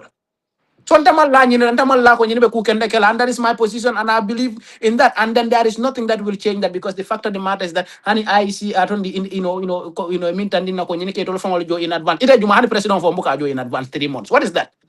These people should go to jail bro, instead of run our election. and I agree, Omar. They should go to jail, and that's the thing too. I love for Omar Saibo Camara. At what point? Because I don't want to call you guys a protest organization. I think you do a lot more than that. But at what point do we also bring awareness to holding those who are responsible, who are entrusted with managing an impartial electoral system, that is the most important thing that we are going to have this year. We do every 5 years. At what point do you bring awareness to them? Because clearly, if National Assembly is flagging these people, nobody is going to jail. Nobody is being indicted by our courts. The police are being asked to investigate. So, at what point do you guys also sort of make your position abundantly clear in terms of, and also political parties, because among Kerala responsibilities, this is a collective, like Omar said, it's a collective national responsibility. IEC are literally telling us that, look, we're eating public money and nobody seems to care. I saw this story on Standard newspaper. I was just holding myself. Where, how do we even accept something as terrible as this? How do we accept our public officers to just get away with it? Even National Assembly, the fact that they even recommended for police prosecution, they should hold a press conference to tell us that IEC chairman should resign. That's what should be happening. Or even to sort of, I'm sure there are some grounds, ethical considerations for him to recuse himself from the capacity that he is in. But those are all things that we should be talking about, and that's why I specifically made it a point to make this as part of our conversation to say Joe Gomez is complicit in these things. National Assembly is telling us that he's part of it. It's Joseph, your colleague, bro. Don't bring Gomez there. Gomez is a very, Joe, very credible. right? Yeah, Joe, whatever his last name is. But what is happening? Why are these individuals still part of IEC, and why are we political parties okay with this? Omar, please. Yes, so I think I'm glad that Malmo made 2 points very, very significant, that are very, very significant to me if you come to the Independent Electoral Commission. I think first is the fact that we run off with, we are an independent institution. We have a lot of independent institutions that are dependent and that are controlled and that are monopolized, and they can never be independent. And our Independent Electoral Commission is one of them. First, that the president had to appoint the head, and this is not subjected to any critical scrutiny, right? And then subjected to any questioning a lot more. So therefore, if you tell me that is an independent electoral commission, it's doubtful, because we know how the Gambian system runs. People think putting them in certain places, in fact, is a favor, and they will always run off to return that favor to you. In fact, even if you help somebody get a job, after his or her first month salary, he wants to give you $50 to social appreciation that you helped me get this. And these are our generally societal problems that will organically grow into our institutions. That is one. Two, Malmo made mention of that. I really struggle with this. I think protest is overtaking me. I wanted to write a paper on it, but it did not start till now. That running democracy with a dictatorial legal Constitution. framework, Hmm. you cannot in any way call Gambia democracy, running that the same country with the 1997 constitution butchered 53 times to suit the interest of one person that runs this country on dictatorial tendencies for 22 years. But now another man is using that to run the same country, and you call that democracy, right? And the whole issue of Joe is not just anybody that was picked from somewhere. Joe have been in the electoral system all throughout with the accusations and everything that have been happening for the longest time. He have been serving there before he's even deputy. He has been serving before he's deputy, right? So he know the tactics that run there. And secondly, that the fact that myself included is guilty, that the fact that Joe is appointed as chairperson of the Electoral Commission, and then the biggest burn down and lockdown of that country should start that way. If yaya moment for ya kodola kodo, Hmm. So have Ibrahim no business moment for being in ya kodola, government. Yep. wallahi whenever for la ballot box obala, because in fact he can solve our from that office. He can receive money from anybody to ensure that he favor them in that place. Yeah, you explore all of that. So I don't even know in the first place, why do we trust Joe to be chairperson of the Electoral Commission after being highly mentioned in the audit report, and in fact the process. Who paid Jumalaka Mojo in advance in this country? If it is not certain businesses, you need to provide services immediately. But a public official paying each other 3 months in advance, millions of dollars, like it's some family And property Omar or some family wealth that they. Omar Mekundu. Mekun, do you know it seems like that money that they paid themselves, they agreed to pay themselves in advance, was money that is designated for their annual party as an independent electoral commission in excess of millions of government dollars. I just don't understand. Dolu Banku Nyadi de Omar. Is it Why is would it is public it institutions allocate resources, taxpayers' money, to do an annual party because it's a tradition, it's a practice that people have been doing? And then Gambians are okay with that. People should be going to jail. There is no way uh, around it. you know Ibrahim, I remember this. I remember when I was doing one of my courses, governance, elections, and yeah, governance and elections. My professor will always argue that the most dangerous thing countries do, in fact, in the first place, is to have a permanent electoral electoral body, electoral management bodies. There should be no permanent electoral management bodies, right? And then the argument will always be, okay, is every 5 years we have elections. Why do we have, somebody will say there are by elections. I think we should have body that you can compose for the purpose of elections, and then they leave, because if they stay there, at some point they will just act like any other simple straightforward institution, and they are not they're supposed to be extraordinary public institution, because they are referee of an activity that every citizen's life depend on, and periodically. So that is not some cheap thing to do. So if they're there like any other national assembly or a school, they will have to create an institution like any other. Why will IEC disseminate any funds for themselves to go and party for what? That's what I'm Alors, saying. IC tombo nyala fa mon kore. Yalo yere free ko fajan. Abu ko ni brika man mbru free pele ko brika man be free tombon. Exactly. Pare free be fe no la nyadi. This is my point. Ato ito mon nyala fa mon correct.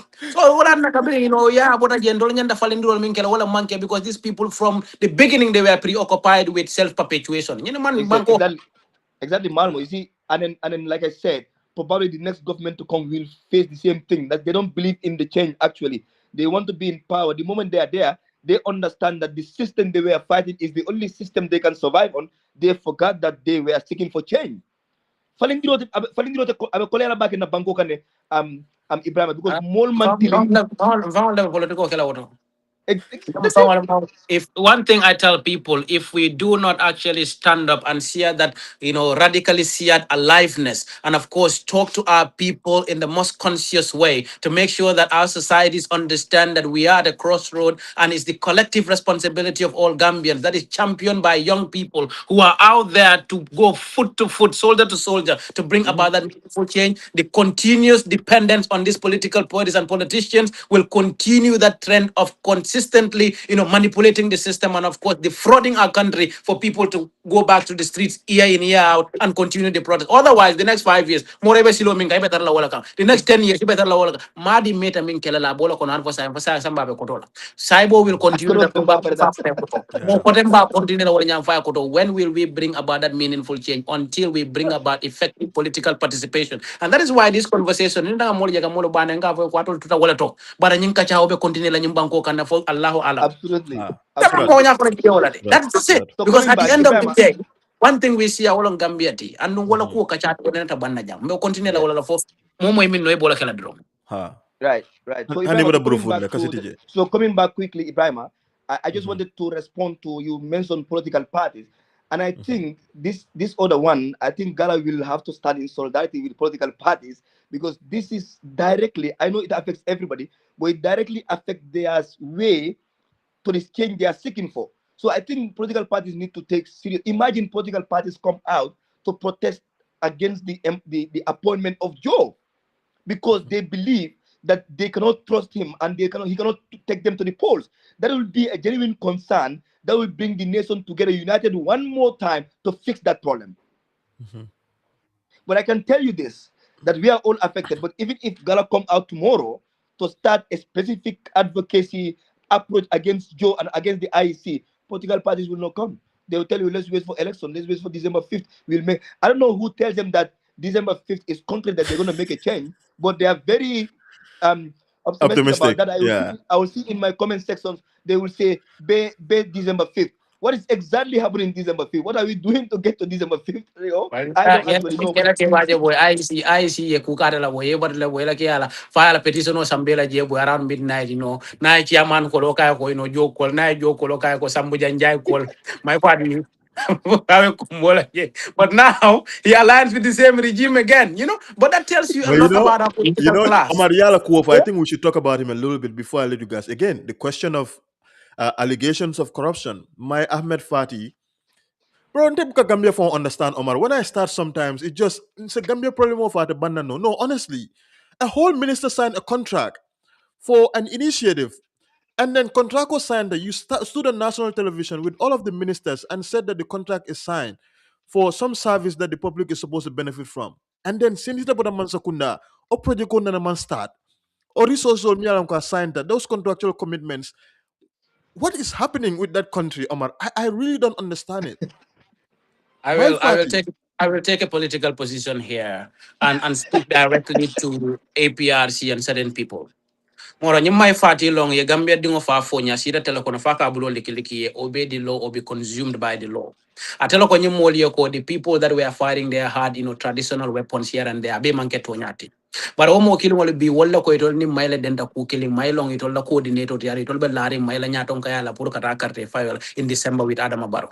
But again, that tells you about institutional memory and of course governance in its entirety. Because ni Maiko, if the current minister said that there is no traceable document that detail what Mai said was signed. Where is the signed document?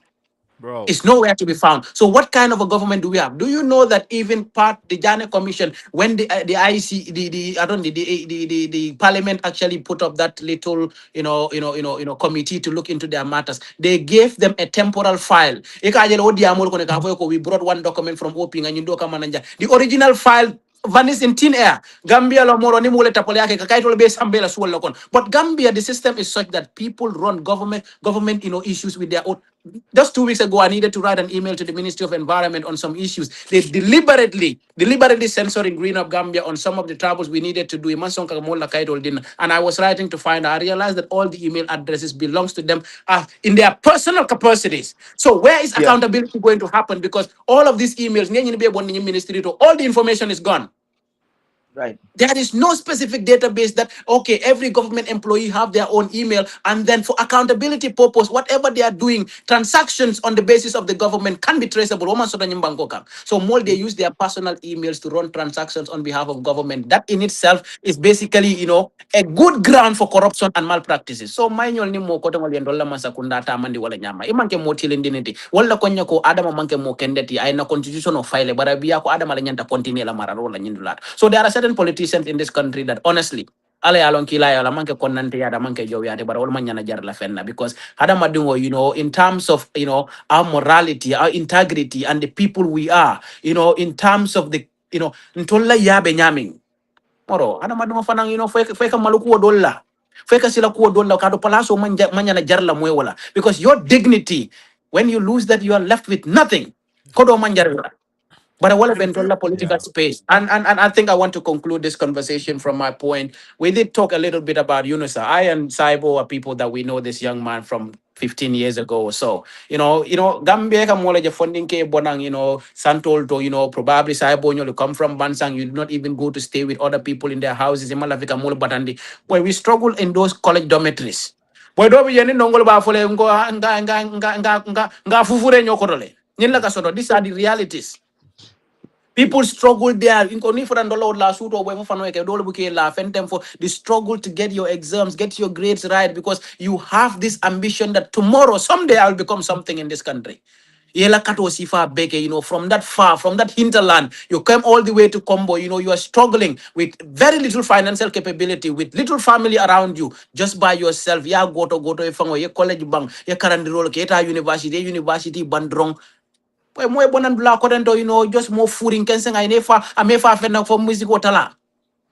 So these are the kind of things that in our society we need to look into, some of the details because but there is nothing more heartbreaking than a young man who had walked through his life, in hardship, without, sometimes book and scholarship function, you put on your level auto boy just for you to die like that. That is a total governance failure. I Moro agree. is ni aja crime of mboka wara because nitia ite amero komite ni wotambira kuja malala, it angers you to the point that the next minute the next person you see, you will even want to actually commit certain crimes because ika ajelo ko namma sakunda min nyantante mako ila nyantante protect la wolle bon toloto, and then the same people will come out and actually make it look like, oh, it's nothing. So imagine Sumaila and other people coming out because people are saying Al-Qatanying National Penko ke Mola State House is the president's private space. For State House President Fansuntal. The utilities at the state house are taxpayers, money that is actually, paid. Geo minka bori je la kamol. Ani tara je patila odla. Ani tara mola kamo use state I mean, resources. coming from them, a president coming from them. We Exactly. feed But them. Yeah. again, you turn around, you have people that are saying that are running populism. I think Gambia there is a need for the rise of populism against a government that lies to its people. There is a need for populism against a government that raises the heads of the dead to put juju.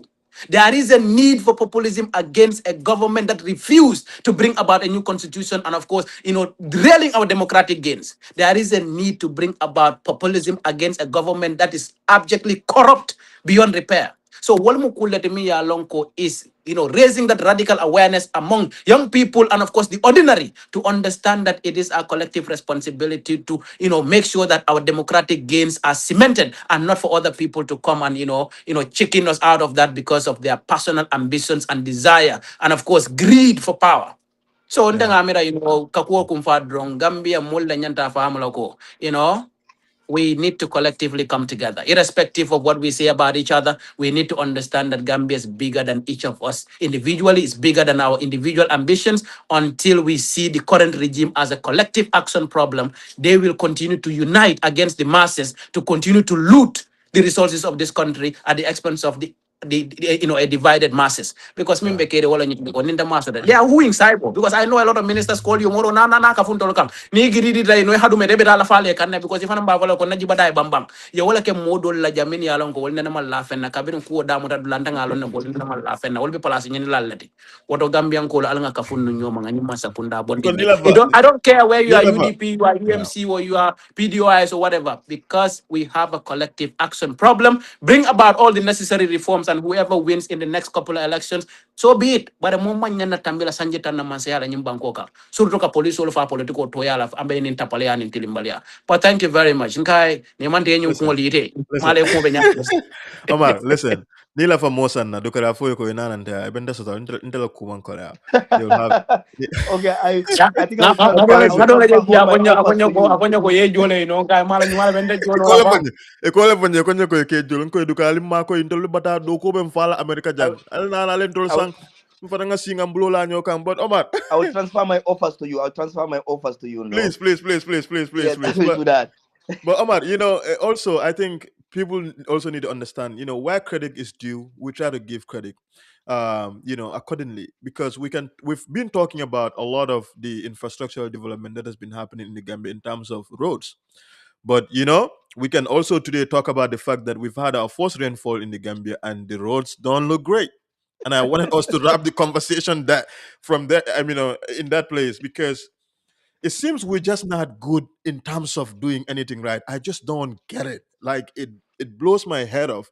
I saw videos of roads flooded, or roads flooding, and you just wonder the amount of money that is being spent in some of those projects and the credit that government keeps taking in terms of ngasilol de dale, ngasila sival min de dale naman de danyang banko kanyang president wala abesilol yala lal mumedo. But and then when you see the rainfall happening, I hope the president goes and inspect those roads again and hold people accountable who in fact make sure that those roads are not created bearing in mind ko sama binanan ne. Gotal nyanta de dalale, jol nyanta borlale. Ni wonten jol mon la kodal ko la banko bon wala boy la. So Omar itele be Gambia nteni burufun ko yalon tolwo. Iko nyawo ye kodi balan tol bebe fire nyimban ko kanyane. You know what I'm saying? Iko nyamol ko la fanya akasi kala kacha enjoy la bayani Omar wo. Ha baro Omar adadia. Anka ko Burufun Kolang, he is the only brightest Burufun ko I mean long, but Mansa couldn't have make happy na kola because we try to talk about these things. But I also tell them, look, we try to give you people credit where you deserve it. But Silol Benyaming is pretty unfortunate. Omar, what are you saying? So, Ibrahim, I think my last appearance on Peter, I said this that you see, if development is centered on quantity and so of over quality, we will continue to build but build nothing, and that is exactly what is happening with this government. That is also because we have a society that are too attractive to cheap propaganda, in terms of development, it's easy for people to clap over things that are death traps to their lives. And this is exactly what is happening in the Gambia. All the roads that are built, both the feeder roads and the main roads that are built, apart from the OIC roads, which the money was so high that even the kickbacks will not let it be below standard. The main purpose of building all those roads is not because they want to build proper, accessible, and quality roads for people. They want to build so that they get their kickbacks and their money. I said this yesterday, and I'm glad Malmo and Madi said it here. That one of the reasons why these people are refusing to go to renewable energy and solar is simple. It's not maintenance and repaired every month, and therefore they're not able to get access to all the kickbacks they get from heavy fuel supply and all of that. So they're not going to go for it. They know it will not take them within a few touches to get us reliable energy. It's the same with these roads. They bring the projects given to MPP surrogates and sycophants, right? Make somebody that is not even by academic qualification, an architect or whatsoever, a constructor, just go to create a company because now he need to get access to the projects to build these roads, to monitor these roads, and in that way they just want to. But ni tara silo kaya ala del mandari jang. Some of these silo kamera ni bere ulang ya tembendi ye fenkota ye fanuta ya blandi fem fingo kono ya musa bala pride thing. That's how loose what silo is. They are not thick at any level. I kamera ni ji finguta ya bom bere ulang kan. New motor boragan senior clinic, it all start getting potholes, and that's it. So they are choosing quantity over quality, and that is why when even sama mungkin kunung oma warafang like Yes, first day of motor mantari dunkan tulato silol mantari correct already. That question, what quality of development are these people bragging about and bringing up? And that's why they run with. I hope he went to do inspection of project sites. I hope tomorrow Sunday he takes a lesser time to go back to those. He will not go. He's gonna pretend like nothing is happening because he knows now that what he has inspected few weeks ago, he himself alamoto de fundat alamoto de dunology. So okay tandile ko nyilla yiriwa ika yiriwa foi dalla bari ila yiriwa mantari manke kuti muyalon ko aka barakale. Ika kele doron pour mol yaje ko benyine ke kan bari buga ke pour ka mol mako pray baraka pray me pray ke fenti muyalon ka be mol na fala anabe na fan tunti la mol la. So that's the bottom line, Ibrahim. Quantity over quality development will not take us anywhere. And mola silol bonyale silol be namage OIC road ni sirati ya nyile mundara bi muyalon ko sama ma affect aman soto.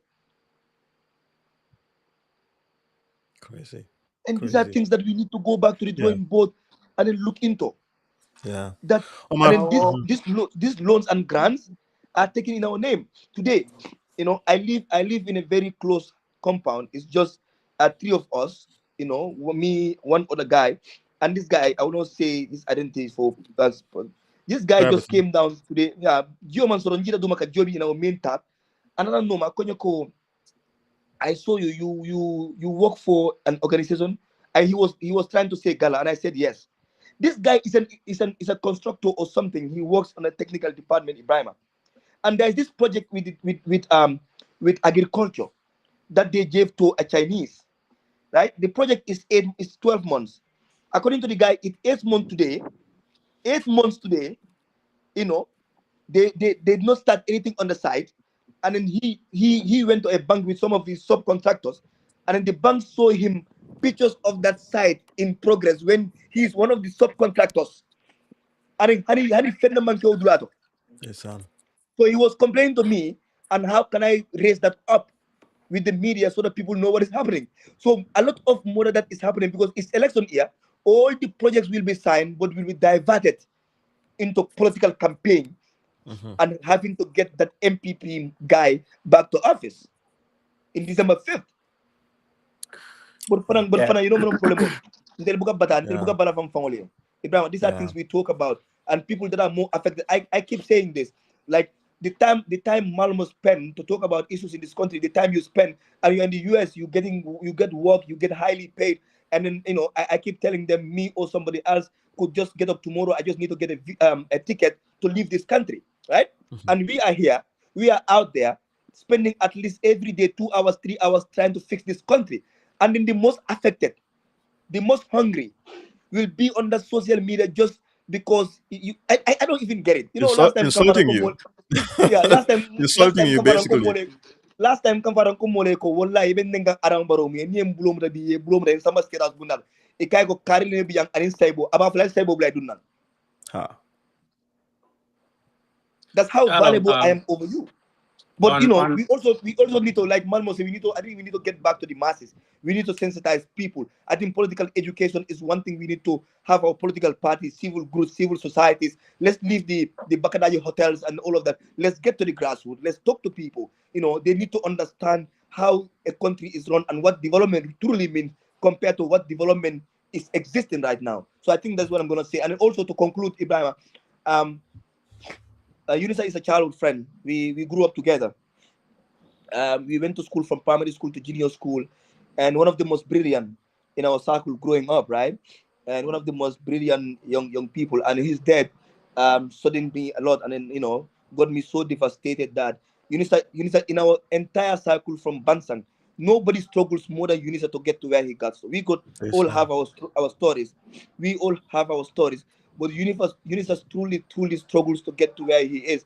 And then at the time where he's getting it at his best, his life have been taken like man mo yafu ni nyawo from coming, he will live another 100 years ate mo na fala mota na fala, but Unisabe nyimbanko na fala munna wo war the bagel, and he got him killed out of a nonsense argument that could have been avoided in the first place. So I think it's really sad, and it could come down to crimes and all of that. I fear for my life right now because the number of threats I got on social media that may fall. If people can randomly kill each other, they can also kill me, right? So I think we our police needs to intensify our security, and it's not just Unisa. The guy that was beaten to death in Brikama, it's barely a week, right, before Unisa's case happened. Yeah. And then now I want to say two things about Unisa's death, Ibrahim, and I will conclude. First, this guy have attempted to kill two more people before Unisa, and then the police will release him to go home. Unisa is the third person Yemung come. Unisa la sayale nada, but I mo tulo farale, I mo do farang atebe nunca so, and he keep telling people in the coin that I will kill somebody. That is one. And then the police will black so. Two, Unisa did not die on spot, and Unisa did not die in Demban. When Unisa was rushed to the hospital at Canifing, they said the emergency room was full. The Unisa Blala built a father. Right? And nurse get to me, another young person that was admitted there at that time, young girl, sent a voice note telling us that Unisa did not die instant, even though a lot of people thought he wasn't gonna make it, but he was left outside emergency room ole father. Ability before they will say Alasaman demand because we cannot attempt to him. And Omar, then hang on a altogether, minute. That is crazy. You were no, telling us, Unisa was taken to the hospital, and they said the emergency room was full, yes, and they had to Canifing, leave him to Canifing, bleed to death. Canifing General Hospital told them that the emergency room was full and Unisa was left bleeding. He has to be rushed to Nemban when they thought when they were like, okay, you're Nemban. I got those messages, and then one of the nurses was on duty in another ward when that was happening, right? So you come back to see that one as well. Even if UNISA wasn't going to make it, now the state, beyond the negligence of security within our community, have also contributed directly to his skill or to his killing. Can you imagine?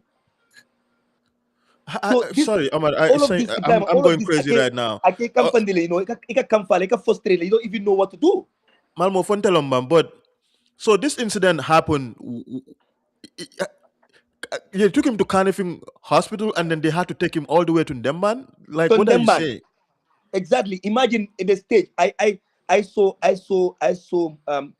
Unisa before he was wrapped up, and I saw how severe that injury was.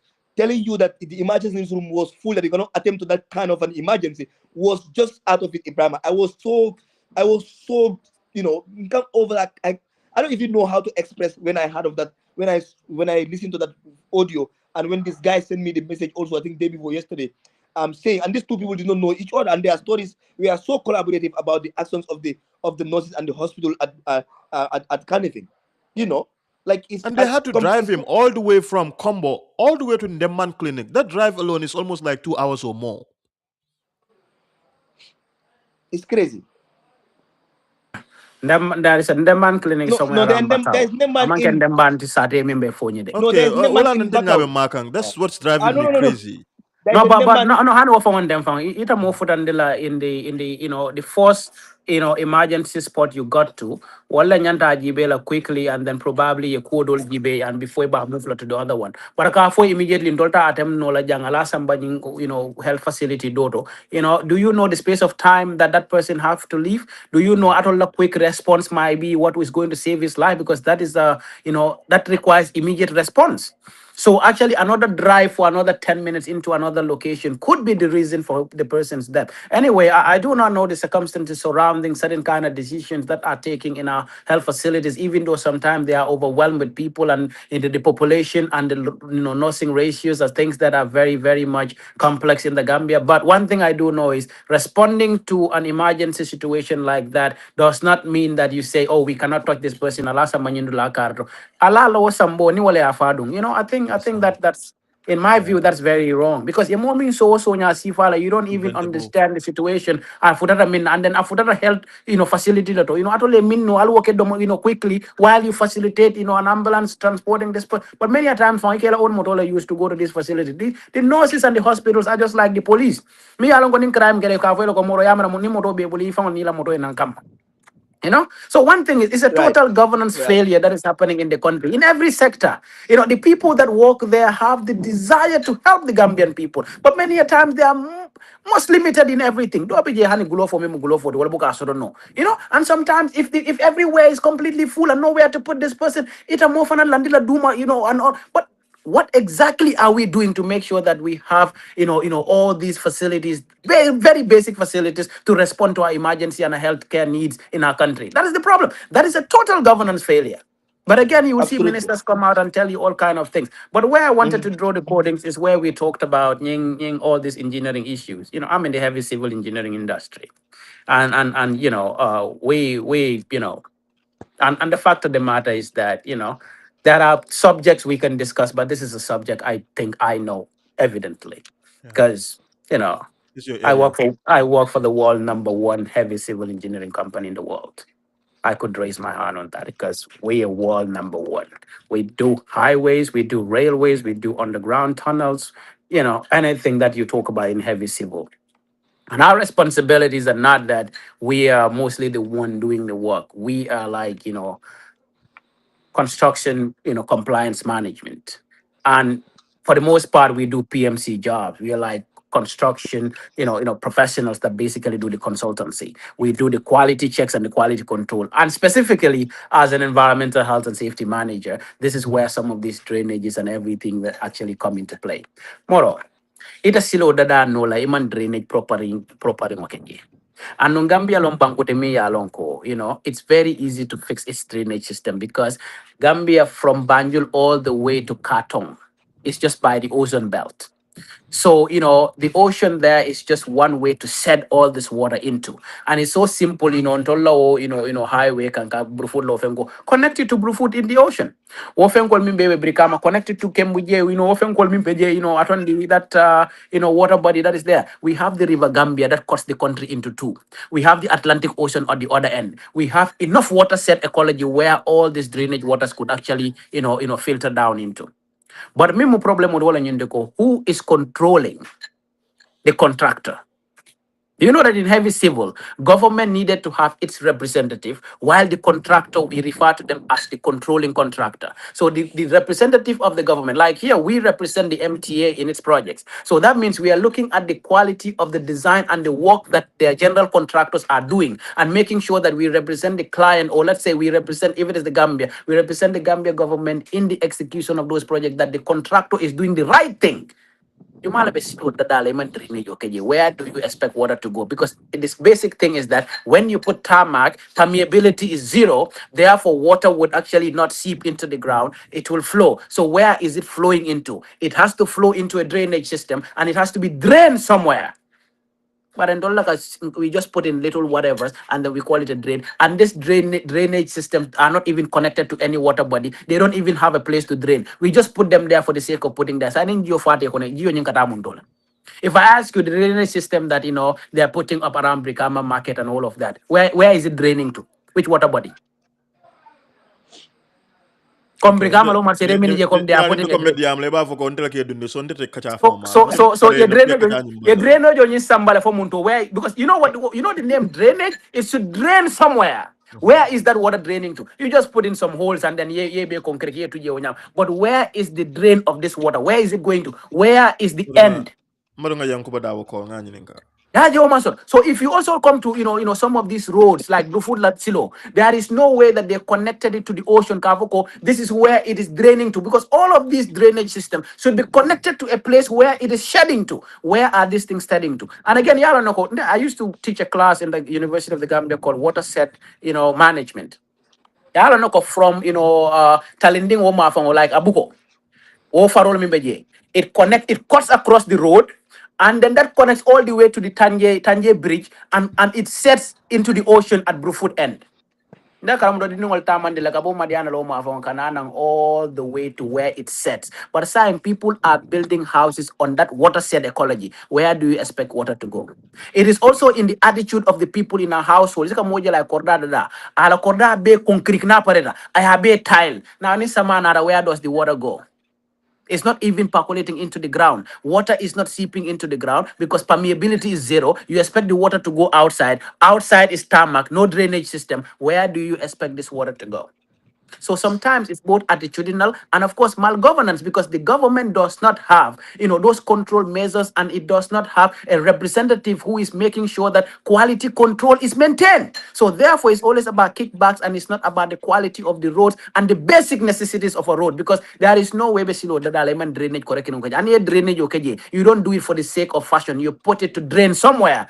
Tell me where the roads in Bruford drain to. Ya sambara for silo danda dama danda waldo. And silo danda dami o mundola bade ko ma fangol. Sai o jiyo kara mundol. Bade ko ma ke bade.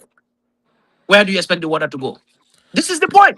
So for me, in the totality of things, I think we have this very fanciful development drive that are happening. But ni aja molo kai silo nara ndola jana moro.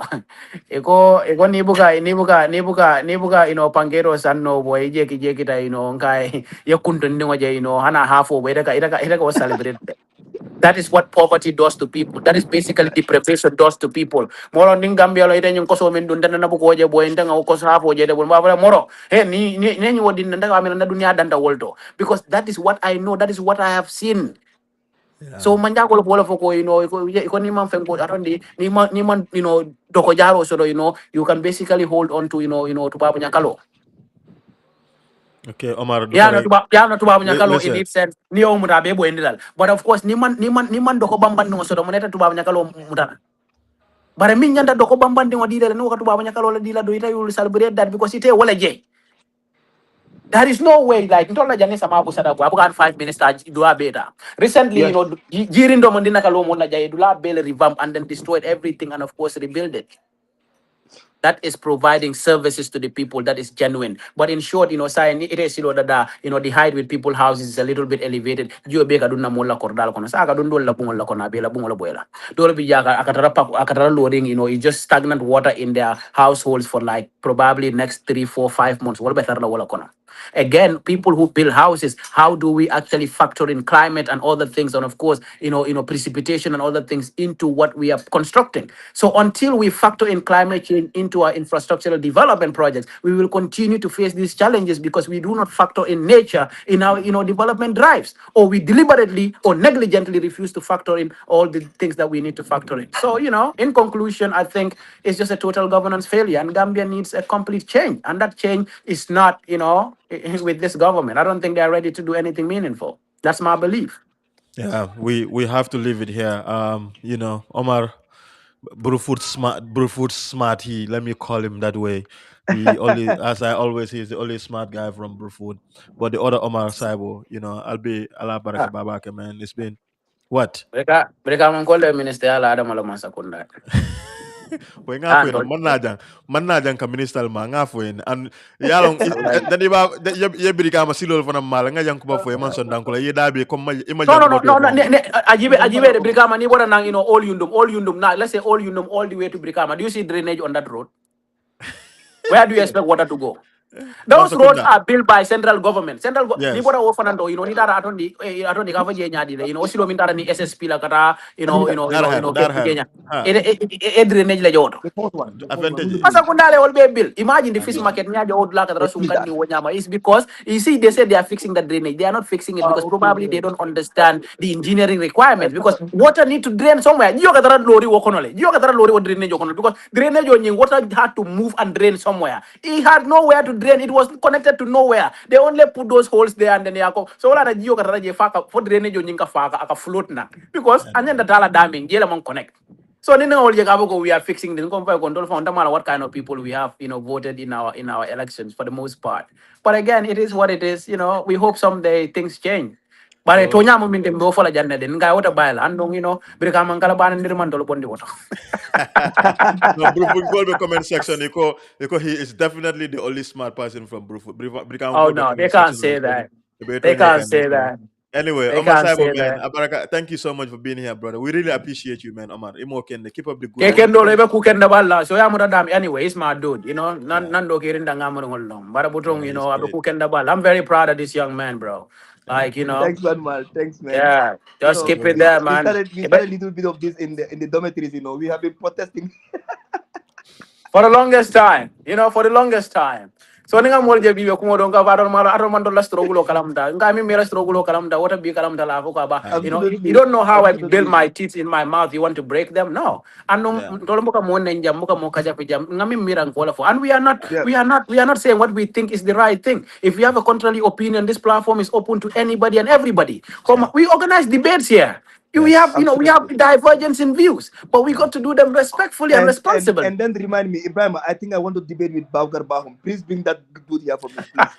Arason na kana. Arason na kana. Nyamaro la man.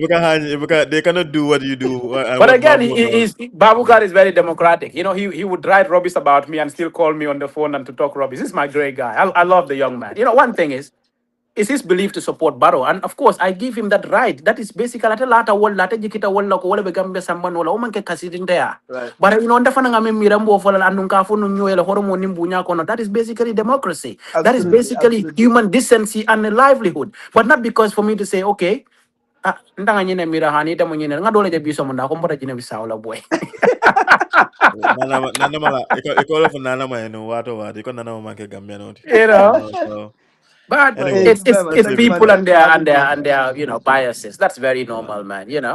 I yeah, hope the opposition come together to bring about a meaningful change and put the reforms necessary. Boy, mo kilim tante nyumbango di boy. If I we mean, per mala fi Ibrahim fa nanu ke president ati wala Saibo ke president no, mana na o fo jam na fada. bolo president Listen, Brikama area council, nkata hol, mbi taraje. ira ka yuri pingol lama. Itaje ma nyuma karde fa ane karde ta ira asrola ni ma molo bula free. No, Brikama is good that the opposition, keep hold of that. Yeah, You know, absolutely. I love, Right, I all right, love, I guys. love You all have a Yankuba and nice his evening. people.